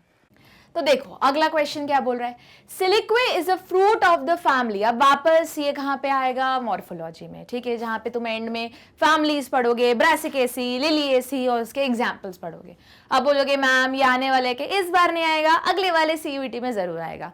तो वापस अभी के लिए हम पढ़ सकते हैं, किस में आता है, ब्रासिकेसी, ठीक है, वापस, पर इस बार नहीं आएगा इसलिए इतनी चिंता मत करो। तो पढ़ लेते, एक्सप्लेनेशन पढ़ने में क्या जा रहा है। Siliqua which is also known as siliqua, it is a fruit having many seed when the length of fruit is less than 3 times of width of dry fruit, it is referred to as silicae. Many species of Brassicaceae possess silicae fruit, but in some species silices may present. अब वापस ये अपन को पढ़ना नहीं है, morphology वाला part है, 11th का कोर्स है, बट इस बार नहीं आ रहा क्योंकि कोरोना की वजह से हो सकता है जो एनटी है, जो करवा रही है एजेंसी, उसने थोड़ा दया कर दी तुम लोग पे, पर जो अगला वाला बैच है जो सीयूटी देगा उसको पूरा 11 और 12 देना पड़ेगा, ठीक है। चलो आगे मूव करते हैं। क्वेश्चन नंबर 7 ये आ सकता है, कहां का है, जेनेटिक्स का क्वेश्चन है। देखो जरा, the person crossing over is high when, तो वो पूछ रहे बताओ क्रॉसिंग ओवर सबसे ज्यादा हाई कब होगी। अब बोलोगे मैम हमारे पास तो बहुत सारे ऑप्शन है, तो पहले हम ऑप्शन देखेंगे, फिर हम एक एक करके एनालाइज करेंगे क्वेश्चन को और फिर स्टार्ट करेंगे सॉल्व करना। जीन्स आर अनलिंक्ड, अच्छा जीन्स लिंक ही नहीं है, नहीं भैया, ऐसे टाइम पे सबसे ज्यादा क्रॉसिंग ओवर हाई। अच्छा बताओ मुझे क्रॉसिंग ओवर होता किसके बीच में, सबसे पहले यहां से स्टार्ट करते हैं। तो मैम क्रोमोसोम्स के बीच में होता है। एग्जैक्ट वर्ड बताओ मैम, होमोलोगस क्रोमोसोम के बीच में होता है। बहुत बढ़िया, मतलब अगर ये 1 है और ये 1' है, करेक्ट, इसके बीच में क्रॉसिंग ओवर होगा। तो क्रॉसिंग ओवर में होता क्या है मैम, कुछ नहीं, यहाँ वाली टांग जो है बेचारी वो टूटेगी, वो यहां लगेगी और ये वाली यहां आ जाएगी, ठीक है। मतलब ये सपोज ये 1 है, तो ये तो हुआ क्रोमोसोम में, ठीक है। तो ये एंड में क्या होगा कि ऐसा कुछ हो जाएगा, ये ऐसा कुछ हो जाएगा, ठीक है, ये ऐसा रहेगा और इसमें ऐसे एक्सचेंज हो जाएगा, ठीक है। पर ये तो मैंने बोला ये पॉइंट ऑफ व्यू है क्रोमोसोम के पॉइंट ऑफ व्यू से। जीन के पॉइंट ऑफ व्यू से मैम, जीन जितना लिंक्ड है, मतलब रिलेटेड होना चाहिए, और दूर दूर होगा तो क्रॉसिंग ओवर में वेरिएशन होने के चांसेस ज्यादा हैं। मतलब क्या मैम, देखो जरा यहाँ समझो बात को, कि सपोज करो यहां पे, अब मैं इसको, ये था क्रोमोसोम के फॉर्म में, ठीक है, अब मैं डीएनए की कंटेंट में बता रही हूं। तो सपोज करो ये 1 है, ये 1 है, यहां पे एक जीन है और ये है जीन नंबर A, ये तुम्हारा दिया हुआ है बुक में ड्रोसोफिला का एग्जाम्पल लेके, ठीक है, और यहां पे है जीन B, दूसरी वही जगह यहाँ पे है एक जीन है और यहाँ पे है जीन B। अब मुझे बताओ मुझे क्या लेके आना है, क्रॉसिंग ओवर हाई करवाना है, ठीक है, मतलब वेरिएशन ज्यादा क्रिएट करवाना है। तो अब मुझे बताओ, सपोज करो ये यहां से टूटा, ये यहां से टूटा, ठीक है। अब मैम बी वाला तो यहां चला गया, पर ये वाले साथ में जीन रखे थे, इंटैक्ट रखे थे, लिंक तो थे पर साथ में एक साथ रखे हुए थे, डिस्टेंस में रखे हुए नहीं थे, इसलिए जो अब ये वाला जब दूसरे में जाएगा तो ये ए और बी सेपरेट नहीं हो पाए, तो जो क्रॉसिंग ओवर वेरिएशन और क्रिएट नहीं हो पाएंगे, तो हम बोलते हैं जीन ढंग से सेग्रीगेट नहीं हो पाए, एक साथ ही पेयर में चले गए। कुछ याद आया, मेंडल वाले चैप्टर में पढ़ा था। तो चलो अब इससे रिलेटेड अपन क्वेश्चंस देखते हैं। हमने आंसर तो वैसे भी बोल दिया है, पर देख लेते हैं ऑप्शन में दिया है क्या। तो जीन और अनलिंक्ड, नहीं भैया, जीन तो लिंक ही होना चाहिए, तो अनलिंक्ड वर्ड गलत है। Gene are located on different chromosome, different chromosome का क्या करूं, मुझे होमोलोगस क्रोमोसोम चाहिए। जैसे मैंने बोला तो होमोलोगस क्रोमोसोम चाहिए, तो ये चाहिए, डिफरेंट मतलब क्या, होमोजाइगस क्रोमोसोम चाहिए, हेट्रोजाइगस नहीं, तो ऑप्शन हो गया कैंसल। जीन आर लिंक्ड, हाँ ठीक है, and very close to each other, close to each other रहेगा तो अलग अलग हो गया क्या। अगर मैंने ये पोर्शन काट के यहां लगाया, ये पोर्शन काट के यहां लगाया, तो अब देखो नीचे वाले में जब ये इसमें थोड़ा स्पेस था, अलग अलग थे, तो ए भी अलग गया, बी भी अलग गया, पर यहां पे ए भी एक ही साथ था, इंटैक्ट था, तो ये तो जब कटेगा तो साथ में ही पास ऑन होगा, और चांसेस इस जगह से कट होने की बहुत कम है, ठीक है। अब देखो genes are linked, correct, and far away from each other, बिल्कुल सही। तो करेक्ट ऑप्शन क्या है, डेल्टा भैया। चलो इसका एक्सप्लेनेशन देख लेते हैं। Frequency of crossing over will increase if the distance between gene are longer. वापस मैंने बोला, देखते हैं क्यों मैंने काटा है। सबसे पहले कैसे होने चाहिए, लिंक्ड होने चाहिए। यहां क्या वर्ड लिखा है, अनलिंक, इसलिए इसको कैंसिल किया। उसके बाद क्रॉसिंग ओवर होती किसके बीच में मैम, होमोलोगस क्रोमोसोम के बीच में, मतलब 1 और 1' के बीच में। ऐसा नहीं होगा 2 और 1' के बीच में क्रॉसिंग ओवर होगा। अगर ऐसा होने लगा तो भैया बहुत बड़ी गड़बड़ हो जाएगी, वो जो ऑर्गेनिज्म पैदा होगा वो एबनॉर्मल रहेगा। ठीक है, तो वापस किसके बीच में रहती है, होमोलोगस क्रोमोसोम के बीच में होती है, मतलब रिलेटेड क्रोमोसोम। और यहां क्या लिखा है, वर्ड डिफरेंट लिखा है, इसलिए करेक्ट, रॉन्ग। उसके बाद अगर मैं क्रोमोसोम के अंदर भी डीएनए देखूं तो जो जीन है वो दूर दूर होना चाहिए। जैसे मैंने एग्जांपल बताया, ए बी साथ में रखा है एक में, तो जब अलग अलग हुआ तो ये ए बी एक साथ गए, यहां पे कुछ नहीं गया। और वही अगर एक जगह ए लिखा है एक जगह बी लिखा है जो जीन है, और वो कटे और अलग अलग गए तो ए अलग जाएगा बी अलग जाएगा, इसलिए लिंक होना चाहिए साथ में। वेरी क्लोज तो बहुत गड़बड़ है, क्या होना चाहिए, फार अवे फ्रॉम ईच अदर। हुआ क्लियर? अब ये तो तुम याद करके जाओगे, तुम्हारे एनसीईआरटी में तो भैया एक पूरा टेबल ही बनाया हुआ है यही चीज को समझाने के लिए। वापस ड्रोसोफिला का एग्जांपल लिया है, ए जीन है बी जीन है, वो कहां मिलेगा, बोलोगे मैम नहीं याद आ रहा। जहां पे उन्होंने वो आई वाला नहीं बताया कि एक रेड आई वाली अपनी ड्रोसोफिला है, ब्लैक बॉडी येलो बॉडी, एक पूरा पेज ही उसी को डेडिकेट किया है। वो बेसिकली यही बता रहा है कि जो जीन दूर दूर होते हैं, और वहां पे देखना तो अपने बुक में कुछ इस तरीके का डायग्राम दिया हुआ है, सिंपल ऐसे ऐसे चला है, तो वो बेसिकली क्या बता रहे हैं, होमोलोगस क्रोमोसोम बता रहे हैं। फिर एक में यहाँ पे ए दिया है, यहाँ पे स्मॉल ए दिया है, ठीक है, यहाँ पे बी दिया है, यहाँ पे स्मॉल बी दिया है। दूसरा केस देखा है जहां पे यहाँ ए दिया है और ए यहीं दिया है, बी थोड़ा दूर दूर दिया है। कुछ याद आया? ये वो वाला डायग्राम है जो पूरा मैम एक पेज ले लिया, हाँ वही वाला। वो क्या बताता है कि क्रॉसिंग ओवर जब होगी तो जब सबसे ज्यादा हाई फ्रीक्वेंसी कब रहेगी, जब पहली बात दोनों लिंक्ड होने चाहिए जीन, दोनों सेम क्रोमोसोम में होने चाहिए, होमोलोगस क्रोमोसोम में होने चाहिए, और जो जीन है वो पास पास नहीं होने चाहिए, कहां होने चाहिए, दूर दूर होने चाहिए। ठीक है, तब क्या होगा, यहाँ का ये चीज टूटेगी, ये यहाँ पे जाएगी, ये वाली टूट के यहाँ आएगी। हुआ क्लियर इतना? चल आगे मूव करें। Question number 8. Indole 3 acetic acid oxygen was first time isolated from. अब वापस ये तुम्हारा प्लांट फिजियोलॉजी में है जो 11th में है, तो इस बार तो नहीं आने वाला है, पर ये कॉमन सेंस वाली चीज है, हम याद करके जाएंगे। ठीक है, एक्स्ट्रा इन्फॉर्मेशन याद करने में। अब बोलोगे मैम ऐसे तो आप पूरा ही 11th याद करवा दोगे, नहीं, क्या करो, पहले 12th का कोर्स पढ़ो, मॉक लगाते चलो साइड साइड में। ठीक है, मॉक में जो तुम्हें 11th के थोड़े बहुत क्वेश्चंस मिल रहे हैं उतने अगर लग रहा है कि नहीं मैम इसका रिलेशन कुछ 12th वाले से है, तो याद कर लो उसको, क्योंकि अभी क्या है, टाइम बहुत कम है, तो यही स्ट्रैटेजी यूज करनी पड़ेगी। एक और चीज, एक स्ट्रैटेजी पे अगर तुम लोग को कोई वीडियो चाहिए कि एक ही महीने में हमको सीयूईटी कैसे क्रैक करना है, तो जरूर मुझे कमेंट बॉक्स में लिख के बताओ, मैं एक वीडियो बनाऊंगी जिसमें अब इतना कम टाइम है और सब्जेक्ट बहुत सारे जो तुमको पढ़ने हैं, तो वो मैं तरीका बताऊंगी कि किस अप्रोच के साथ तुम मूव करोगे। वापस हार्ड वर्क तो इंपॉर्टेंट है, क्या इंपॉर्टेंट है, स्मार्ट वर्क। ठीक है, तो चलो, तो स्मार्ट वर्क का तरीका बताऊंगी। चलो, तो ये तुमको याद करना पड़ेगा, इंडोल 3 एसिटिक एसिड जिसको IAA बोलते हैं, ये भले ऑक्सीजन है, वो भले प्लांट्स में मिलता है, प्लांट्स का हार्मोन है, ग्रोथ हार्मोन है जो शूट और रूट का एलोंगेशन के लिए रिस्पॉन्सिबल रहता है, पर फर्स्ट टाइम उसको आइसोलेट कहां से किया गया था, ह्यूमन यूरिन से। ठीक है, तो ये तो अपन को याद करना पड़ेगा।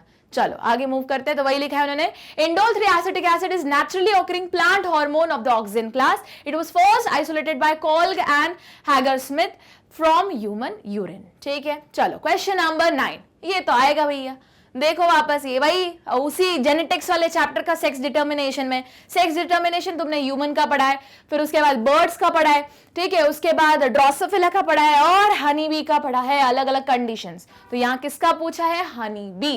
ओके, तो sex in honey bee is determined by, तो बताओ जल्दी, एक्स ए रेशो है क्या, नहीं ma'am. Presence of Y chromosome है, नहीं मैम, वो तो ह्यूमन में होता है। एनवायरमेंटल टेम्परेचर, नहीं मैम, एनवायरमेंटल टेम्परेचर कहाँ होता है, टर्टल्स में होता है ना, टर्टल्स और क्रोकोडाइल्स में होता है। टेम्परेचर ज्यादा हो गया तो फीमेल, कम रहा तो मेल। किसका मैम, अंडे का। एग निकलने के बाद जो इंक्यूबेशन पीरियड होता है, अगर उस इंक्यूबेशन पीरियड में ज्यादा टेम्परेचर मिला तो गर्ल हो जाती है, गर्ल मतलब गर्ल नहीं, मतलब फीमेल जेंडर हो जाता है, और अगर कम टेम्परेचर रहा तो मेल जेंडर हो जाता है। वापस कुछ एनिमल में इसका उल्टा चलता है, तो ये तो यहाँ हनी भी तो नहीं है उसका आंसर, तो करेक्ट आंसर क्या है, हैप्लोडिप्लॉइडी। अब मुझे बताओ हैप्लोडिप्लॉइडी कैसे, तो चलो एक्सप्लेनेशन देखते हैं। तुम्हारी बुक में वापस एक पूरा डायग्राम दिया हुआ है, इसी चीज को रेफर करते हैं, वही मैंने एक्सप्लेन किया है। देखो, तो सबसे पहले देखो पेरेंट्स है मेल एंड फीमेल। अच्छा बताओ, जो हनी भी रहती है उसमें कितनी पॉपुलेशन के कितना मतलब बोल सकते हैं हम जेंडर मिलते हैं मैम? 2। पर उसमें भी और कैटेगरी है। कैसे मैम? मेल मिलते हैं, फीमेल मिलती। फीमेल भी 2 तरीके से मिलती। कौन सी मैम? एक स्टेराइल फीमेल होती है जो बेसिकली 90% पॉपुलेशन रहती है, जिसको हम वर्कर हनी बी भी बोलते हैं, ठीक है। और दूसरी कौन सी रहती है मैम? फर्टाइल, जो बेसिकली क्वीन बी होती है, ठीक है। तो चलो देखते हैं। तो फीमेल कैसी रहेगी? जो डिप्लॉयड होगा वो कौन बनाएगा? वो फीमेल बनाएगा। और अगर वो हैप्लॉयड रहा तो वो कौन बनाएगा? मेल बनाएगा। भैया ये तुम्हारा बुक का ही डायग्राम है जो एक्सप्लेन कर रही हूं, ठीक है। अब जो डिप्लॉयड उसने क्या किया? मियोसिस किया, आधा आधा कर दिया। देखो अगर वापस, अब यहां पे कैच है, ये क्या कैच है समझो बात को, कि अगर हैप्लॉइड ही आधे के आधा आगे विदाउट फर्टिलाइजेशन चला गया, ये देखो, तो कौन बन गया भैया? मेल बन गया। अच्छा, उसके बाद अगर मियोसिस हुआ, वापस हैप्लॉइड और फर्टिलाइज हो गया, तो कौन बन गया? फीमेल बन गया, ठीक है। बन गई, गया नहीं, फीमेल बन गई। मतलब मैम सीधे सीधे जिसके पास डबल सेट ऑफ क्रोमोसोम्स है तो वो रहेगी फीमेल, जिसके पास आधा सेट ऑफ क्रोमोसोम्स है वो रहेगा मेल। करेक्ट, ठीक है। चलो एक्सप्लेनेशन स्टार्ट करते हैं। हैप्लोडिप्लॉइडी और arrhenotoky helps of type of sex determination is used in bee. It is, अब वापस ये हैप्लोडिप्लॉइडी बोलो या इसका जो अल्टरनेट नाम है अरेनोटोकी, यहाँ पर याद करना पड़ेगा। बहुत बार क्वेश्चन इससे आ जाएगा, फिर बोलोगे मैम पता नहीं। अरे पता कैसे नहीं है? नाम है, हर सेक्स डिटर्मिनेशन के अलग अलग नाम है, अपन को याद करके जाना पड़ेगा। बुक में दिया हुआ है, और मैं जब जेनेटिक्स चैप्टर भी पढ़ाऊंगी फिर से उसका रिविजन लूंगी तो उसमें सबके नाम मेंशन कर दूंगी, ठीक है। घबराओ नहीं। चलो, type of sex determination is used by B. It is a sex determination system in which male develop from unfertilized egg. देखो यहाँ पे लिखा है without fertilization, तो जल्दी बताओ एक और नेम है विदाउट फर्टिलाइजेशन का, क्या बोलते हैं इसको? पार्थिनोजेनेसिस। तो इसको हम पार्थिनोजेनेसिस भी लिख सकते हैं ना। पार्थिनोजेनेसिस मतलब जो विदाउट फर्टिलाइजेशन जो हो रहा है उसको पार्थिनोजेनेसिस ही बोलते हैं। And are haploid and female develop from fertilized eggs and are diploid. Haplodiplontic sex या हैप्लोडिप्लॉइडी सेक्स डिटर्मिनेशन सिस्टम। हुआ क्लियर? मतलब सीधा सा जिसमें डिप्लॉयड नंबर है। आप बोलोगे मैम ऐसा क्या सिस्टम है? बताओ, हमें 2 टाइप के सेल्स मिलते, थोड़ी देर पहले बताया। एक को बोलते हैं सोमैटिक सेल या वेजिटेटिव सेल, वो कैसे होते हैं? डिप्लॉयड, मतलब एक ही इंसान में 2 टाइप के सेल, और एक होता है हैप्लॉयड जो गैमीट्स है या जर्म सेल है, जर्म प्लाज्म है। अब यहां मैं बोल रही एक ऑर्गेनिज्म है जिसके अंदर नॉर्मल कंडीशन डिप्लॉयड है तो वो फीमेल हो गई, और अगर वही पूरा का पूरा आधा का आधा सेट आ रहा है, मतलब 2n का n आ रहा है, तो वो कौन बन गया? मेल बन गया। ये अपन को याद करना है। वो पर्टिकुलर जो वो पेज है तुम्हारे एनसीईआरटी का जिसमें उन्होंने sex determination in birds, human, Drosophila, honey bee, crocodile, जो अलग अलग ZW टाइप, जितने अलग अलग टाइप मेंशन किए सब पे क्वेश्चंस आएंगे, ठीक है। चलो आगे बढ़ते हैं। अगला क्वेश्चन देखते हैं क्या बोल रहा है। Question number 10, Which of the following symbiotic microorganism is nitrogen fixing? अब बोलोगे ये 11th का भी है, 12th में भी 2-3 चैप्टर में बोला है, तो ये तो भैया याद करना पड़ेगा। देखो अब उन्होंने बोला है सिम्बायोटिक माइक्रो ऑर्गेनिज्म जो नाइट्रोजन फिक्सिंग है। सिम्बायोटिक में कौन होता है जल्दी बताओ, एक ही पढ़ा है हमने, राइजोबियम। क्यों राइजोबियम? कहाँ रहता है? लेग्यूमिनस प्लांट्स की रूट में रहता है, एक सिम्बायोटिक एसोसिएशन में रहता है, नाइट्रोजन एब्जॉर्ब करता है, प्लांट को देता है, प्लांट बोलता है शेल्टर है यहाँ रह जाओ और साथ में खाना भी ले लो, ठीक है। फिर बोलोगे मैम एजोटोबैक्टर भी तो नाइट्रोजन फिक्स कर रहा है, करेक्ट, पर वो कैसा है? फ्री लिविंग, ये याद करना पड़ेगा। साइनोबैक्टीरिया क्या है? Free living. क्लोस्ट्रीडियम, भैया क्लोस्ट्रीडियम फ्री लिविंग, और वो तो खैर करता भी नहीं है, ठीक है। तो ये गए ऑप्शन कैंसिल कैंसिल कैंसिल, बचा कौन सा? राइजोबियम। चलो इसका एक्सप्लेनेशन देख लेते हैं। Rhizobium is a symbiotic bacteria found in the root of nodules, nodules बनता है, गांठे बनाता है ना, of leguminous plant that has ability to fix atmospheric nitrogen. अच्छा फिक्स होता है तो बताओ जल्दी किस में कन्वर्ट होता है?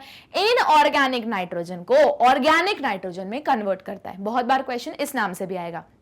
तो इनऑर्गेनिक नाइट्रोजन मतलब N2 और ऑर्गेनिक नाइट्रोजन मतलब नाइट्रेट, नाइट्राइट, ये याद रखना है। इसी को नाइट्रिफिकेशन भी बोलते हैं जो तुमने पढ़ा होगा नाइट्रोजन साइकिल में, ठीक है।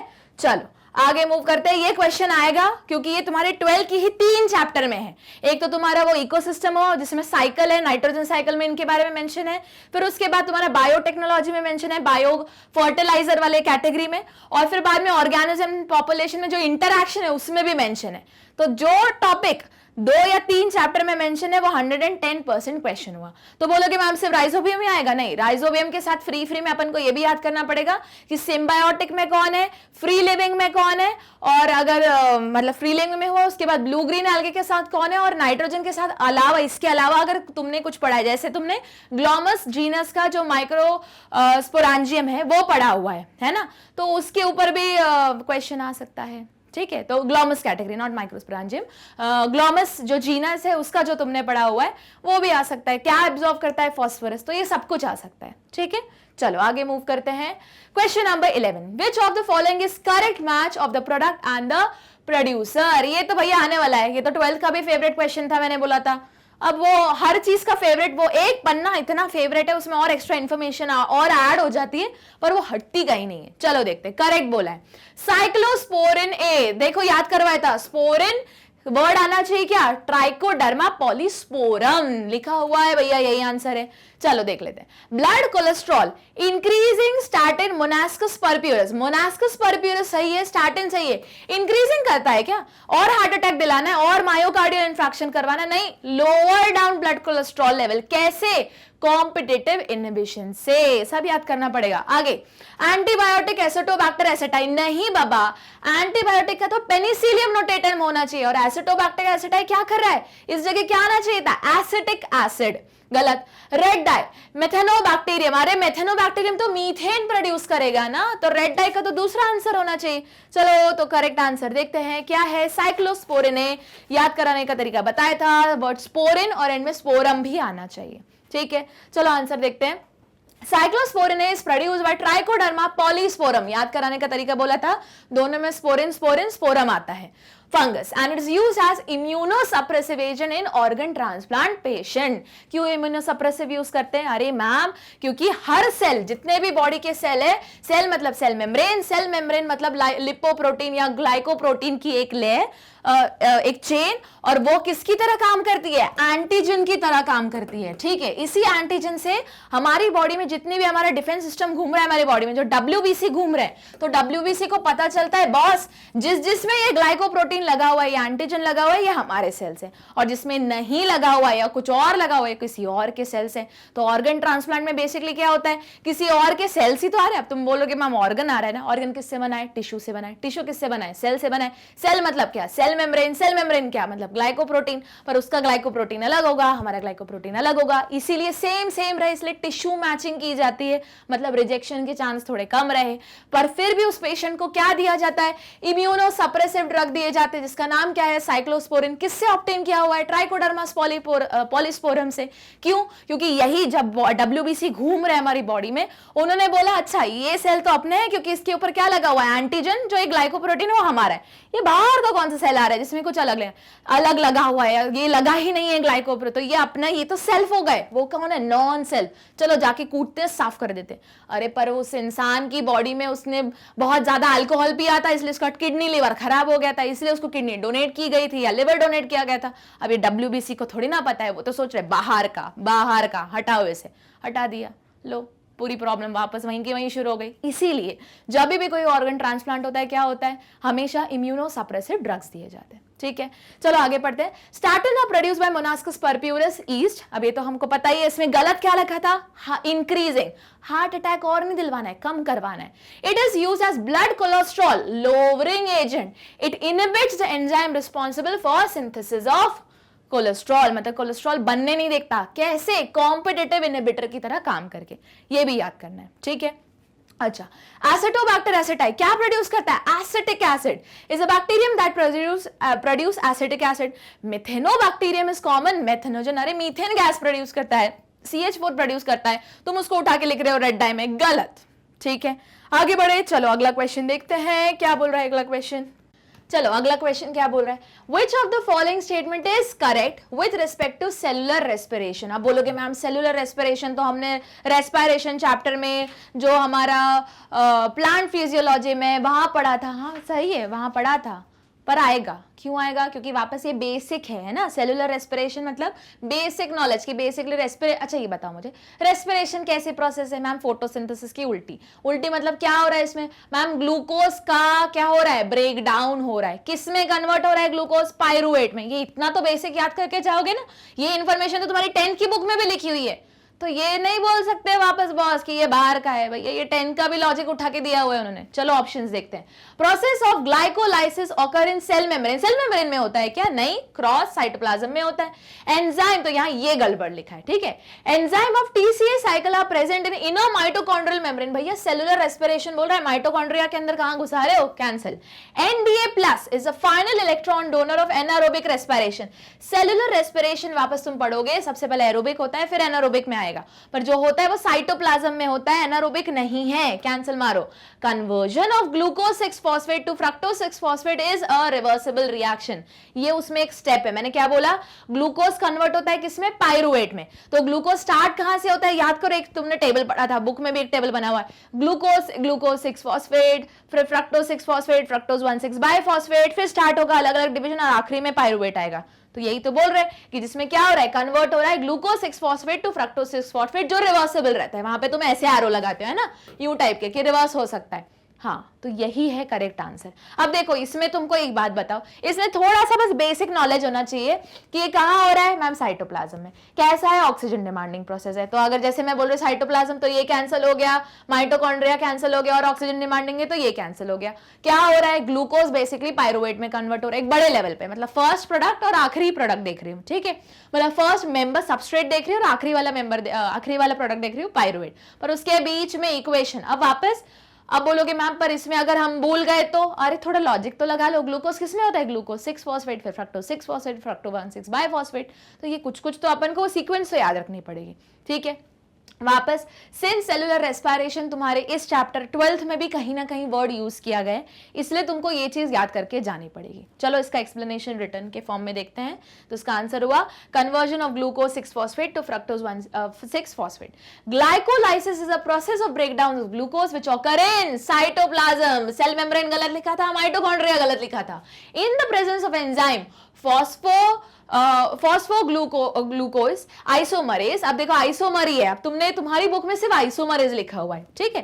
तो इस आइसोमर मतलब क्या कि ma'am formula, chemical formula same रहे, स्ट्रक्चर अलग रहे। तो वही ग्लूकोज 6 फॉस्फेट का फ्रक्टोज 6 फॉस्फेट हो गया। ग्लूकोज कैसी है तुम्हारी मैम, 6 कार्बन चेन है, फ्रक्टोज कैसी है 5 कार्बन चेन है। लो यहाँ का एक कार्बन उठा के यहाँ कहीं और एडजस्ट कर दिया, फॉर्मूला वही चल रहा है, बस फॉर्मूला वही चल रहा है, स्ट्रक्चर अलग हो गया। एक है हेक्सोज शुगर, एक है पेंटोज शुगर, ठीक है। चलो, और दोनों क्या है, मोनोमर है। किसके मोनोमर है, कार्बोहाइड्रेट के मोनोमर है, मोनोसैकेराइड्स है। देखो इसी तरीके से याद करोगे, बहुत सारी इंफॉर्मेशन ऑटोमेटिक याद होती चलेगी। चलो ठीक है, तो glucose 6 phosphate convert into fructose 6 phosphate किसकी प्रेजेंस में, आइसोमरेज की प्रेजेंस में। This process is known as isomerization, ठीक है, आइसोमर में कन्वर्ट हो रहा है, which is reversible process. So conversion of glucose 6 phosphate to fructose 6 phosphate is a reversible process, याद रखना है। वापस अब बोलोगे मैम इसमें बहुत सारी स्टेप तो नॉन रिवर्सिबल है, हम याद रख के जाए क्या। देखो अब अगर तुम्हारा 11th भी इंक्लूडेड होता तो भैया वो एकदम शिद्दत से याद करना है वो टेबल, ठीक है।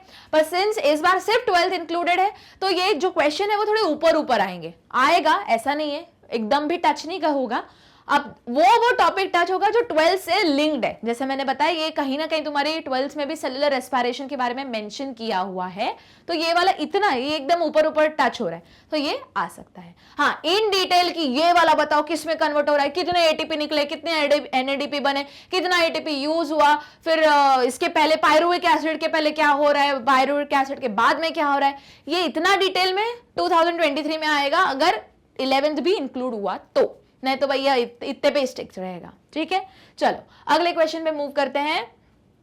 What is correct for test tube baby, ये तो आने वाला है, क्यों मैम, अरे रिप्रोडक्शन चैप्टर का है ना।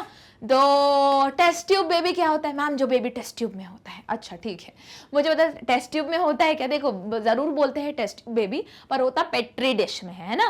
क्या होता है, एक ओवम लिया जाता है, स्पर्म लिया जाता है, फर्टिलाइजेशन वो पेट्री डिश में किया जाता है, बहुत बार यहाँ पे टेस्ट ट्यूब भी उसको मेंशन करते हैं, पर वहां मतलब एक्स विट्रो बाहर सेल के बाद में बॉडी के बाहर फर्टिलाइजेशन हुआ, पर वो फिर वापस जब 2 cell stage, 4 cell stage, 8 cell stage, 16 और वो वापस जो एम्ब्रियो आ गया उसको उठा के कहाँ इम्प्लांट किया, उस वुमेन के यूट्रस में ही, अगर यूट्रस ठीक है तो, नहीं तो फिर सरोगेट मदर यूज किया। ठीक है, मतलब यूट्रस तो रहेगा, बस फर्टिलाइजेशन जो फेलोपियन ट्यूब में ओरिजिनली नेचुरली होता था वो बाहर हो रहा है। आ गया, अब चलो ऑप्शंस पढ़ते हैं। Fertilization of ova and embryonic development takes place in test tube, नहीं भैया, ओवा होता है, एम्ब्रियोनिक डेवलपमेंट तो उस वुमेन के यूट्रस में ही होने वाला है, वो उसी नहीं मतलब यूट्रस में होने वाला है, तो ये वाली लाइन गलत है इसलिए क्रॉस। फर्टिलाइजेशन ओवा ऑकर इन यूट्रस, यूट्रस में कब से फर्टिलाइजेशन होने लगा, यूट्रस में तो इम्प्लांटेशन होता है, ठीक है, फॉलोड बाय जेस्टेशन होता है, पर फर्टिलाइजेशन तो वही फेलोपियन ट्यूब में ही होता है, तो ये तो लाइन ही गलत, cancel. Fertilization of ova occur in test tube where development of embryo occurs in uterus, हाँ ये बोल सकते हैं। Unfertilize ova develop in test tube, unfertilize है तो क्या बनाने वाले हो, हाँ एलियन बनाने वाले हो क्या, अनफर्टिलाइज मतलब सिर्फ एग ही आ गया, स्पर्म की कोई जरूरत ही नहीं, हटाओ इसे, पार्थेनोजेनेसिस करवाएंगे, नहीं भैया ये थोड़ी ना हो रहा है, इंसान में नहीं हो पाता, हाँ हनी बी में होता है, ठीक है, पर वापस हम हनी बी थोड़ी ना है, वो ये कौन से किसके लिए, हनी बी को उगाने के लिए टेक्निक बनाई है क्या ना, ये तो इंसान की बनाई हुई टेक्निक है टेस्ट ट्यूब बेबी, है ना, तो अनफर्टिलाइज और डेवलप इन टेस्ट ट्यूब नहीं, तो करेक्ट ऑप्शन क्या हुआ, सी हुआ। क्लियर, चलो इसका एक्सप्लेनेशन देख लेते हैं। क्वेश्चन नंबर 13 का, test tube baby is a term used to refer a child that is conceived outside the woman body by a scientific process. मैंने बोला कि ओवम लेते हैं, स्पर्म लेते हैं, पेट्री डिश में बैठ के फ्यूज करते हैं दोनों को, मतलब फर्टिलाइज कराते हैं। The entire process is done in a laboratory. In this method, ova from the wife या donor and sperm from the husband या donor are collected and fertilized to form zygote under simulated condition in laboratory. The fertilized ovum is then placed inside the uterus of female. हुआ clear? वापस हम refer जरूर test tube करते, कोई test tube में नहीं होता, पेट्री डिश में सारी चीजें की जाती हैं, पर ठीक है, अब जो इन जनरल टर्म्स बोल रहे हैं तो उसी को चलने दो, ठीक है। वापस ये मत बोला मैम ये गलत है क्वेश्चन, वहां जाके वो बोलने लगो हमने तो पेट्री डिश में हमने बोला था, यहाँ टेस्ट ट्यूब लिखा है, नाम ही वही चल रहा है तो वही चलने दो, पर एक्चुअल की मेथड में बता रही हूँ, ठीक है। चलो आगे मूव करें। Question number 14. Which of the following enzyme helps in fixing CO2 malic acid in sorghum plant? वापस ये तुम्हारा फोटोसिंथेसिस वाला और रेस्पिरेशन वाला प्लांट फिजियोलॉजी वाला क्वेश्चन है, अभी के लिए स्किप कर सकते हैं, बस आंसर याद रख लो, अभी तो नहीं आने वाला क्योंकि तुम्हारे वैसे ही कोर्स के बाहर निकल चुके हैं, ठीक है। तो क्या आंसर हुआ, पेप कार्बोक्सिलेज। इतना याद कर सकते हैं कि CO2 फिक्स कौन कर रहा है मैलिक एसिड में, पेप कार्बोक्सिलेज एंजाइम, ठीक है। चलो आगे मूव करते हैं। Question number 15, hormones responsible for menstrual cycle are produced from, भैया ये तो याद करना पड़ेगा, ठीक है, इसके अलावा कोई ऑप्शन नहीं है, तो जल्दी बताओ मेंस्ट्रुअल साइकिल प्रोड्यूस करने के लिए हार्मोन्स निकलते कहां से है, ओवरी एंड एंटीरियर पिट्यूटरी। बोलोगे मैम कैसे, याद करो सारी कहानी, भैया एग का रिलीज भी कराना शुरू कहां से होता है, बोलोगे मैम ओवरी से, नहीं, तुम्हारा ब्रेन इंस्ट्रक्शन देता है। ब्रेन को कौन इंस्ट्रक्शन देता है, हाइपोथैलेमस देता है। हाइपोथैलेमस को क्या बोलते हैं, मास्टर ऑफ मास्टर ग्लैंड, मतलब हाइपोथैलेमस को लगा कि नहीं ये लड़की अब मैच्योर हो चुकी है, अब इसका मेंस्ट्रुअल साइकिल ओव्यूलेशन स्टार्ट करवाना है, तो उसने क्या बोला, चलो रिलीज हुआ, पिट्यूटरी को बोला निकालना शुरू करो, कौन से हार्मोन से बोला, गोनाडोट्रोपिन हार्मोन, ठीक है, रिलीजिंग हार्मोन, वो मिला, किसने कैच किया वो इंफॉर्मेशन, पिट्यूटरी ने, हाइपोथैलेमस के जस्ट नीचे ही पिट्यूटरी ने क्या बोला, चलो अब मैं किसको इंस्ट्रक्शन, पिट्यूटरी में भी कौन सा, एंटीरियर पिट्यूटरी, फिर पिट्यूटरी ने कौन से हार्मोन निकाले, 2 हार्मोन निकाले, कौन से, FSH फॉलिकल स्टिमुलेटिंग हार्मोन और LH ल्यूटिनाइजिंग हार्मोन, ये किसने निकाला, पिट्यूटरी ने। देखो ये तुमको सीक्वेंस याद रखना है, ठीक है। सबसे पहले हाइपोथैलेमस, सारे बॉडी के जितने भी ग्लैंड्स हैं कौन कंट्रोल करता है, पिट्यूटरी कंट्रोल करता है। आप बोलोगे मैम ये सारा तो 11th में पढ़ा है, ना तुम्हारे 12th के रिप्रोडक्टिव सिस्टम में लिखा हुआ है सारा, ठीक है। तो वापस आते हैं, तो सबसे पहले हाइपोथैलेमस, ठीक है, तो अच्छा वापस वो उसी पे आ जाती हूँ, बॉडी के जितने भी एंडोक्राइन ग्लैंड है कौन कंट्रोल कर रहा है मैम, पिट्यूटरी कंट्रोल कर रहा है, ठीक है, पिट्यूटरी कंट्रोल कर रहा है, आ गई बात समझ में। तो पिट्यूटरी को इसलिए क्या बोलते हैं मैम, मास्टर ग्लैंड बोलते हैं, ठीक है भैया, पर पिट्यूटरी को कौन कंट्रोल करता है, हाइपोथैलेमस, इसलिए उसको क्या बोलते हैं, master of master gland, master of master gland. ठीक है, तो हाइपोथैलेमस को पता चल गया बॉस कि अब ओव्यूलेशन कराना है या मेंस्ट्रुअल साइकिल करवानी है, तो क्या करो, सबसे पहला इंस्ट्रक्शन किस फॉर्म में निकला, गोनाडोट्रोपिन रिलीजिंग हार्मोन GnRH। ठीक है, GnRH निकल गया। पिट्यूटरी के पास इंस्ट्रक्शन आया, कौन से पिट्यूटरी के पास, एंटीरियर पिट्यूटरी के पास, उसने इंस्ट्रक्शन किस फॉर्म में निकाला, FSH फॉलिकल स्टिमुलेटिंग हार्मोन जो ओव्यूलेशन कराएगा, और LH ल्यूटिनाइजिंग हार्मोन। ये सारी इंफॉर्मेशन, ये हार्मोन गया घूमते घूमते कहां पहुंचा, ओवरी के पास पहुंचा, है ना, ओवरीज के पास पहुंचा। ओवरी ने जैसे ही रिसीव किया FSH और LH, उन्होंने बोला चलो भैया ईस्ट्रोजन निकाला जाए, प्रोजेस्टेरॉन निकाला जाए। तो जैसे ही ईस्ट्रोजन निकला क्या हो गया है, ओवुलेशन हो गया। अब जो खाली ओवुलेशन होने के बाद क्या बचता है, ग्राफियन फॉलिकल निकल गया, तो मैच्योर, पहले तो मैच्योर हुआ ग्राफियन फॉलिकल, उससे निकल गया। अब जो खाली डब्बा बचा, डब्बा नहीं मतलब खाली जो ऊपर का कवर बच गया, उसको क्या बोलते हैं हम, जल्दी बताओ, येलो बॉडी या फिर corpus luteum.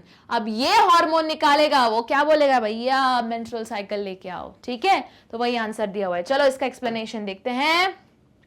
The menstrual cycle is regulated by a coordination function of, आ गया, hypothalamus, pituitary, ovaries and endometrium। endometrium किसकी, यूट्रस की। ठीक है, क्योंकि वही लेयर निकल रही है, टूट टूट के जो चीज बाहर आती है वो यूट्रस की सबसे अंदर वाली लेयर है। ठीक है, hypothalamus cause the nearby pituitary gland to produce certain chemical which promote the ovary to produce sex hormone estrogen and progesterone। वही चीज लिखी है, इजी था। चलो आगे मूव करते हैं। तो अब वापस के यूट्रस का तो कोई लेना देना नहीं, यूट्रस की तो भैया एंडोमेट्रियम वाली लेयर टूट के बाहर आ रही है, इसलिए ये क्रॉस हुआ। ओवरी को इंस्ट्रक्शन किसने दिया, पिट्यूटरी ने। पिट्यूटरी को इंस्ट्रक्शन किसने दिया, हाइपोथैलेमस ने, इसलिए ओवरी ओनली बोलना गलत है।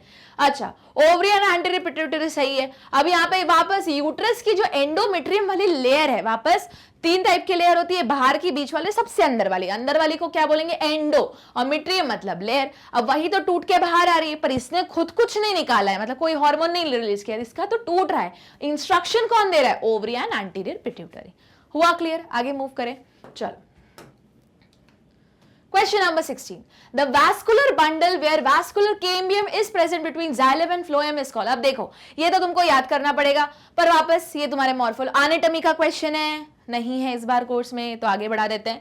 पर इसको याद कर लेना, इन जनरल कोलैटरल ओपन बोलते हैं। नहीं आने वाला, चिंता मत करो, तो बोलोगे मैम नया नया याद करवा रही हो, नहीं आने वाला। पर वापस ये जो है मॉक पेपर, ये पूरा प्रीवियस ईयर का ही पेपर है, एज इट इज ही मैं तुम्हारे साथ डिस्कस कर रही हूँ। ठीक है, एटलीस्ट ये इसलिए क्या कि तुमको, इसलिए ये क्वेश्चंस लिए, मैं चाहूँ तो ये क्वेश्चंस हटा भी सकती थी, तो तुमको रेशो पता चलेगा। तुम देख रहे हो अभी ज्यादा 12th का ही पोर्शन आ रहा है एज कंपेयर टू 11th, और 11th में भी वो वाले टॉपिक्स डाले जिसका रिलेशन 12th में है। ठीक है, इसलिए ये सारे क्वेश्चंस रखे हुए हैं। तो जैसे एनाटॉमी हुआ, स्ट्रेट अवे रिजेक्ट हो जाएगा, नहीं आएगा। अब मॉर्फोलॉजी हुआ, नहीं आएगा। फोटोसिंथेसिस हुआ, नहीं आएगा। रेस्पिरेशन नहीं आएगा, पर रेस्पिरेशन का ऊपर से आ सकता है। सेलुलर रेस्पिरेशन क्या है, एनारोबिक प्रोसेस क्या है, क्योंकि वापस ये जो एरोबिक एनारोबिक रेस्पिरेशन कहाँ यूज किया है, माइक्रोब्स इन ह्यूमन वेलफेयर में यूज किया है। इसलिए जो ऐसे टॉपिक्स है जिसका थोड़ा बहुत भी रिलेशन 11th में मिल रहा है तुमको, तो वो 11th का क्वेश्चन उठा के दे सकते हैं। ठीक है, तो ये तो स्ट्रेट अवे नहीं आने वाला, तो चिंता मत करो, आगे बढ़ते हैं। Okay, production of which of the following is stimulated by secreting hormone. अब बोलोगे मैम ये तो डाइजेस्टिव सिस्टम का है, हम कैसे याद करें।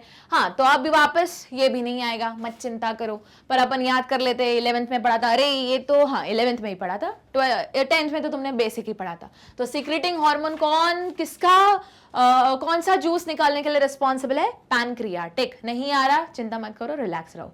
बट एक चीज याद रखना, सिंस उन्होंने पैनक्रियाटिक जूस बोला है, तो यहां से वो थोड़ा क्वेश्चन मॉडिफाई करके कहानी पूरी इंसुलिन पे ले जाएंगे, और इंसुलिन से वो जो ह्यूमुलिन है वहां पे ले जा सकते हैं। तो ये चीज थोड़ी केयरफुल रखने, इसलिए जैसे अब इंसुलिन मेंशन किया, तो इतना याद कर लो कि इंसुलिन एक्चुअल में पैनक्रिया के कौन से सेल से निकलता है, बीटा सेल।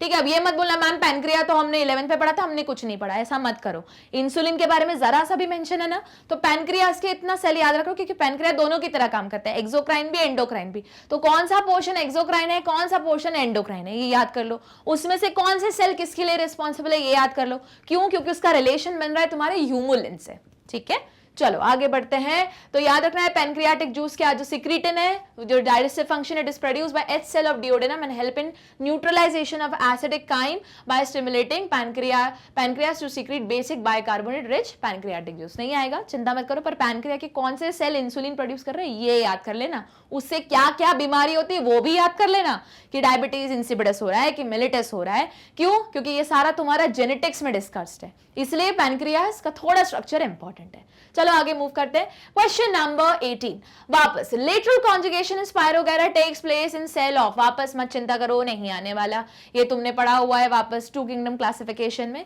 तो इन जनरल याद रखना है तो ठीक है। पर वापस अब देखो, आप बोलोगे मैम अभी तक 18 क्वेश्चन डिस्कस किए, अराउंड 4 क्वेश्चन जो सॉलिड 11 से बन रहे थे वो आए हैं, पर बाकी 18 में से 4 हट गए, तो बाकी बचे हुए 14 तो पूरे 12th में से ही आ रहे हैं, या ऐसा टॉपिक जो 11th में से लिए हुए। तो इंपॉर्टेंस देखो तुम्हें, इसलिए मैंने सारे क्वेश्चंस रखे, ठीक है। चलो आगे मूव करते हैं। In which of the part of mitochondria the electron transport system ETS located, ये तो तुमको याद करना पड़ेगा। बोलोगे मैम ये तो सेल का है, हाँ सेल का है, पर ये बहुत जनरल क्वेश्चन है, अगर उनका दिमाग खराब हुआ तो हो सकता है वो जनरल नॉलेज वाली कैटेगरी में भी उसको उठा के दे दे, क्योंकि ये बहुत बेसिक साइंस का क्वेश्चन है कि जो इलेक्ट्रॉन ट्रांसपोर्ट चेन है जो माइटोकॉन्ड्रिया में कौन सी लेयर में होती है। अपन को पता है माइटोकॉन्ड्रिया 2 लेयर का रहता है, तो कहां पे होती है, इनर मोस्ट लेयर पे रहती है, जहां पे तुम्हारा एच पंप प्रोटॉन पंप भी लगा हुआ होता है। तो ये ना बहुत जनरल इंफॉर्मेशन है, ये क्वेश्चन भले 11th का है पर आ सकता है तुम्हारे एग्जाम में, ठीक है। तो जब देख लेते हैं, the metabolic pathway through which the electron pass from one carrier to another is called electron transport system. It is located in inner mitochondrial membrane. It help in releasing and utilizing the energy store in NADH+H+ and FADH2। ये भी याद कर लेना। साथ में proton pump क्या कर रहा है, कैसे फंक्शन कर रहा है वो भी याद कर लेना, कि प्रोटॉन ग्रेडियंट है की वजह से जा रहा है। ATP कैसे बन रहा है, ADP+PI, जब H+ आयन आता है तब वो पूरा सिस्टम घूम जाता है, उस चक्कर में ADP और PI ऐड हो जाते हैं और ATP बन जाता है। ये थोड़ा बहुत कुछ याद करना पड़ेगा 11th का, क्यों, सेफर साइड रहना है भैया, रैंक लेके आनी है इसलिए, ठीक है। चलो क्वेश्चन नंबर 20, अब देखो ये तो आ ही सकता है, ये तो वापस बेसिक क्वेश्चन हुआ ना, ये मत बोलने कि रेस्पिरेशन में पढ़ा, अरे ये बेसिक है। जो टॉपिक्स 10th में कवर हो चुके हैं वो अपन को पढ़ के जाने हैं, भले कोर्स में लिखा हो ना लिखा हो। तो जो टॉपिक्स 11th के 12th से लिंक बना रहे हैं वो भी पढ़ के जाने हैं, ठीक है।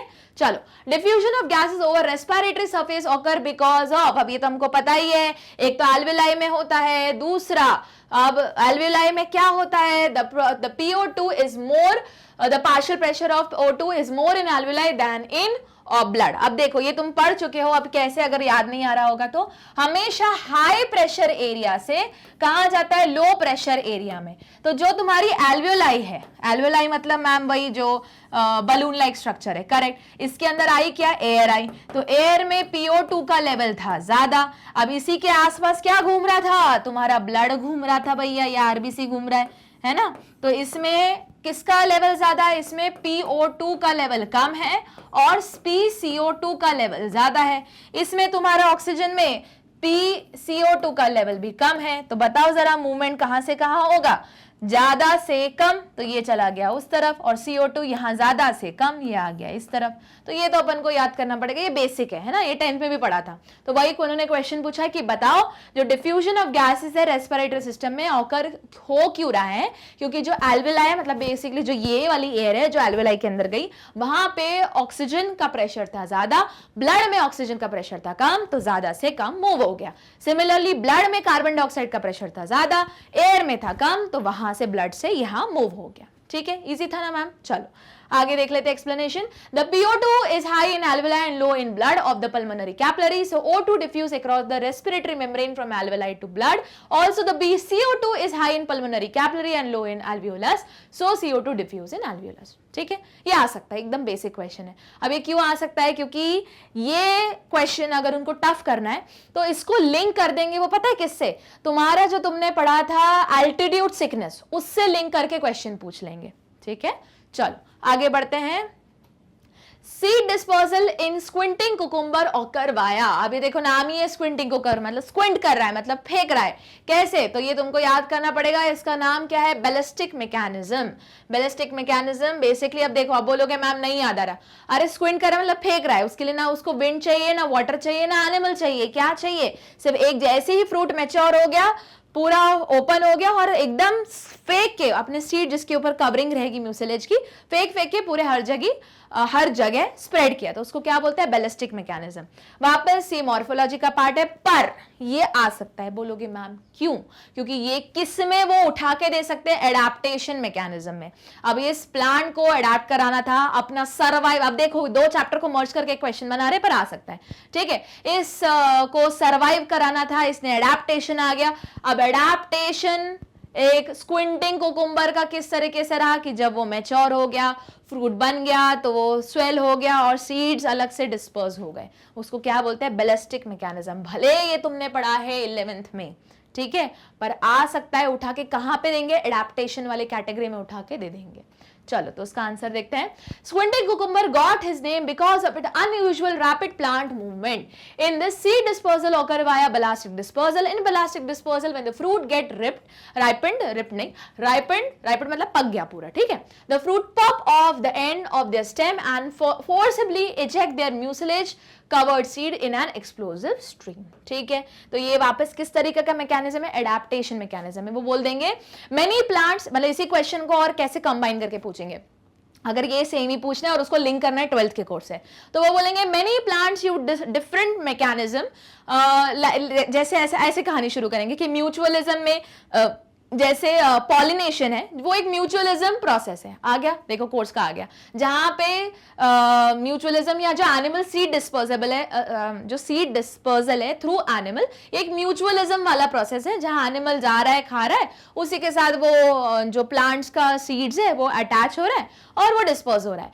पर बहुत बार कुछ प्लांट्स ने अपने अंदर एडेप्टेशन करके रखे हुए हैं, मॉडिफिकेशन इवोल्यूशन के साथ आया है, जहां पे उसको म्यूचुअलिस्ट एडाप्टेशन का या फीचर की जरूरत ही नहीं पड़ी, या फिर पॉलिनेशन विदाउट प्लांट्स, या तो सीड डिस्पर्सल विदाउट प्लांट, ये आ सकता है क्योंकि ये 2 जगह मेंशन है, 11th में भी है और 12th के flowering plant, reproduction in flowering plant में भी ये मेंशन है। भले एज इट इज नहीं मेंशन किया, पर सीड डिस्पर्सल भले इतना सा लिखा हुआ है, तो ये आ सकता है, ठीक है। अब देखो 2 चैप्टर को कंबाइन कर लिया और बना दिया एक क्वेश्चन, और फिर पूछेंगे बताओ listed below are some example या some option which of the following is a kind of interaction where the plant is not dependent on animal और एनी एबायोटिक फैक्टर। तो सीधे सीधे उसका ऑप्शन क्या आएगा, बैलिस्टिक मैकेनिज्म, ठीक है, याद करके जाना है।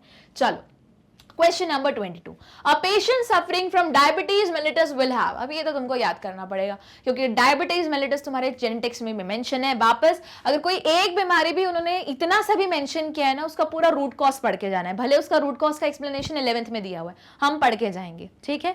तो जल्दी बताओ, अब डायबिटीज मेलिटस में हो क्या रहा है, मैम इंसुलिन नहीं बन पा रहा है, इंसुलिन नहीं बन पा रहा है, बीटा सेल प्रोड्यूस नहीं कर पा रही है, तो ब्लड में ग्लूकोज ऐसे ऐसे घूम रहा है। अब ब्लड में घूम रहा है ग्लूकोज ऐसे ऐसे, तो जो इंसान यूरिन पास कर रहा है उसमें भी वो ग्लूकोज आने लगा, क्योंकि वो जो ग्लूकोज एब्जॉर्ब होना चाहिए था वो एब्जॉर्ब हुआ नहीं, तो यूरिन में भी देख रहा है। अब देखो बायो में कुछ टेक्निक्स रहती हैं। अब क्या टेक्निक है, अगर किसी भी वर्ड के आखिरी में यूरिया लिखा है, URIA, इसका मतलब होता है यूरिन, ठीक है, मतलब यूरिन है उसका मतलब। और सिमिलरली अगर किसी बायो में किसी वर्ड के एंड में मिया लिखा रहता है, MIA, तो मिया का मतलब ही रहता है ब्लड। तो देखो जरा यहाँ पे, यहाँ क्या लिखा है उन्होंने, जैसे लिखा है मिया, ठीक है, इसका मतलब क्या होता है, ब्लड होता है, ठीक है। अब सिमिलरली अगर यूरिया लिखा है तो इसका मतलब होता है यूरिन। अब उसके सामने जो चीज लिखी है, मतलब इसके सामने जो भी चीज लिखी है वो प्रेजेंट है ब्लड में। सिमिलरली यूरिया के सामने जो भी चीज लिखी है वो प्रेजेंट है यूरिन में। तो मुझे बताओ जरा बिना ऑप्शन देखे, अगर डायबिटीज मेलिटस है मतलब मैम इंसुलिन नहीं बन पा रहा है, इंसुलिन नहीं बन पा रहा है तो ग्लूकोज ब्लड में ऐसे ही घूम रहा है, ऐसे ही घूम रहा है, तो ब्लड में ग्लूकोज है। तो ब्लड के लिए हमने वर्ड यूज किया मिया, और ग्लूकोज के लिए ग्लूको वर्ड या ग्लाइको वर्ड यूज कर सकते हैं। मतलब कुछ क्या होना चाहिए मैम, ग्लूको या ग्लाइकोमिया, ऐसा कुछ समथिंग कुछ रिलेटेड वर्ड होना चाहिए, ठीक है। अब ऐसा कुछ दिख रहा है क्या, तो ग्लाइकोज यूरिया नहीं मैम, अभी थोड़ा होल्ड कर लेते हैं, ठीक है, नहीं दिख रहा, ठीक है। अच्छा दूसरा मैंने क्या बोला कि यूरिया वर्ड मतलब क्या होता है कि यूरिन में ग्लूकोज आ गया, ठीक है। तो ऐसा कोई वर्ड दिख रहा है क्या, देखो जरा, अब देखो तो क्या दिख रहा है, ग्लूकोज यूरिया, तो मतलब यूरिया में क्या आ गया, ग्लूको मतलब यूरिन में क्या आ गया, ग्लूकोज आ गया। सिंस उन्होंने इसके बारे में मेंशन नहीं किया है कि एक्चुअली ब्लड में भी तो ग्लूकोज घूम रहा है, तो ऐसा भी यहाँ पे ग्लाइकोमिया भी होना चाहिए था, है ना, मतलब ब्लड में भी ग्लूकोज घूम रहा है, पर वो वर्ड नहीं दिया है। पर मैंने बोला कि ब्लड में भी रोटेट करता है, सर्कुलेट करता है, और उस इंसान की यूरिन में भी आ जाता है। तो यूरिन में आने वाला मतलब यूरिया तो होना चाहिए, देखो एंड में यूरिया लिखा हुआ है। और ग्लूकोज को क्या बोलते हैं, ग्लाइकोज यूरिया, मतलब उस इंसान की यूरिन में भी ग्लूकोज आ गया। अब देखो सेम लिखा लगाया ऑप्शन। अब देखो अपन डिडक्शन मेथड लगाते हैं, ठीक है। सपोज करो तुमको कुछ वर्ड का मीनिंग नहीं पता, पर नहीं फिर भी निकालना है, पर इतना पता है कि मिया मतलब होता है ब्लड, ठीक है। इसके सामने, इस इंसान के सामने ग्लूकोज आ जाना चाहिए था। दूसरा, इस इंसान की यूरिन में भी ग्लूकोज आ जाना चाहिए, और सिंस ये भी आता है तो कीटोन बॉडी भी आ जाती है इस इंसान की यूरिया मतलब यूरिन में। तो कुछ ऐसे वर्ड्स हमें ऑप्शन में मिलते जुलते होने चाहिए। तो मैंने सबसे पहला ऑप्शन देखा, बोला कीटो मतलब कीटोन बॉडी, और यूरिया मतलब कीटोन बॉडी मिलेंगी यूरिन में, हाँ ठीक है। उसके बाद ग्लाइको यूरिया। अब सपोज करो तुम कीटोन बॉडी के बारे में कंफर्म नहीं है, ठीक है, क्वेश्चन मार्क है, उसको बने रहने दो क्वेश्चन मार्क। अब देखो पर ग्लाइको यूरिया के बारे में कंफर्म है, अभी के लिए टिक लगाओ। अगला, रीनल कैलिकुली मतलब किडनी स्टोन होते हैं क्या, नहीं भैया, किडनी स्टोन शुगर के कारण थोड़ी ना होंगे, तो ये तो भैया कैंसिल हो गया। और यहां देखो यूरीमिया मतलब यूरिया प्रेजेंट रहेगा, मिया मतलब ब्लड में, अरे यहाँ पे तो ग्लूकोज की बात कर रहे हैं, यूरिया कहां से आ गया, तो ये तो मैम कैंसिल हो गया। अच्छा, हाइपरग्लाइसीमिया, अब हाइपर मतलब ज्यादा, ग्लाइसी मतलब ग्लूकोज, और मिया मतलब ब्लड, हाँ मैम ये भी तो हो सकता है, पर वापस क्या हम चूज करेंगे, मोर एप्रोप्रिएट। आगे देखो यूरीमिया, यूरिया इन ब्लड, नहीं कैंसल। कीटो यूरिया, अब ये सही है पर आधा तो गलत है। अब वापस आ जाओ, बोलोगे मैम इस तरीके से 50-50 आंसर हो गए, 2 आंसर क्लियर हो गए, पर ज्यादा बताओ, ज्यादा करेक्ट क्या है, जल्दी बताओ, ऊपर वाला कीटो यूरिया और ग्लाइको यूरिया, ठीक है। चलो इसका एक्सप्लेनेशन देख लेते हैं, क्या बोल रहा है explanation. Diabetes mellitus is a metabolic disorder in which the body does not produce enough insulin or does not respond normally to insulin, causing blood sugar glucose level to abnormally high. ठीक है, a patient suffering from diabetes mellitus will have ketonuria and glycosuria. Glycosuria is a condition, मैंने बताया urea मतलब urine, urine में क्या present हो, glucose present हो, in which glucose is present in urine, while ketonuria मतलब यूरिया मतलब वापस यूरिन, कीटो मतलब कीटोन बॉडी, ठीक है, while ketonuria is a condition in which ketone body are present in urine, ठीक है। चलो आगे, अब वापस हाइपरग्लाइसीमिया मतलब ग्लाइकोजन था, पर वहां क्या होना चाहिए था, हाइपर ग्लूकोमिया, तो फिर वो सही होता है, इसलिए वो ऑप्शन आउट, ठीक है। चलो आगे मूव करें, तो क्वेश्चन नंबर 23 देखते हैं।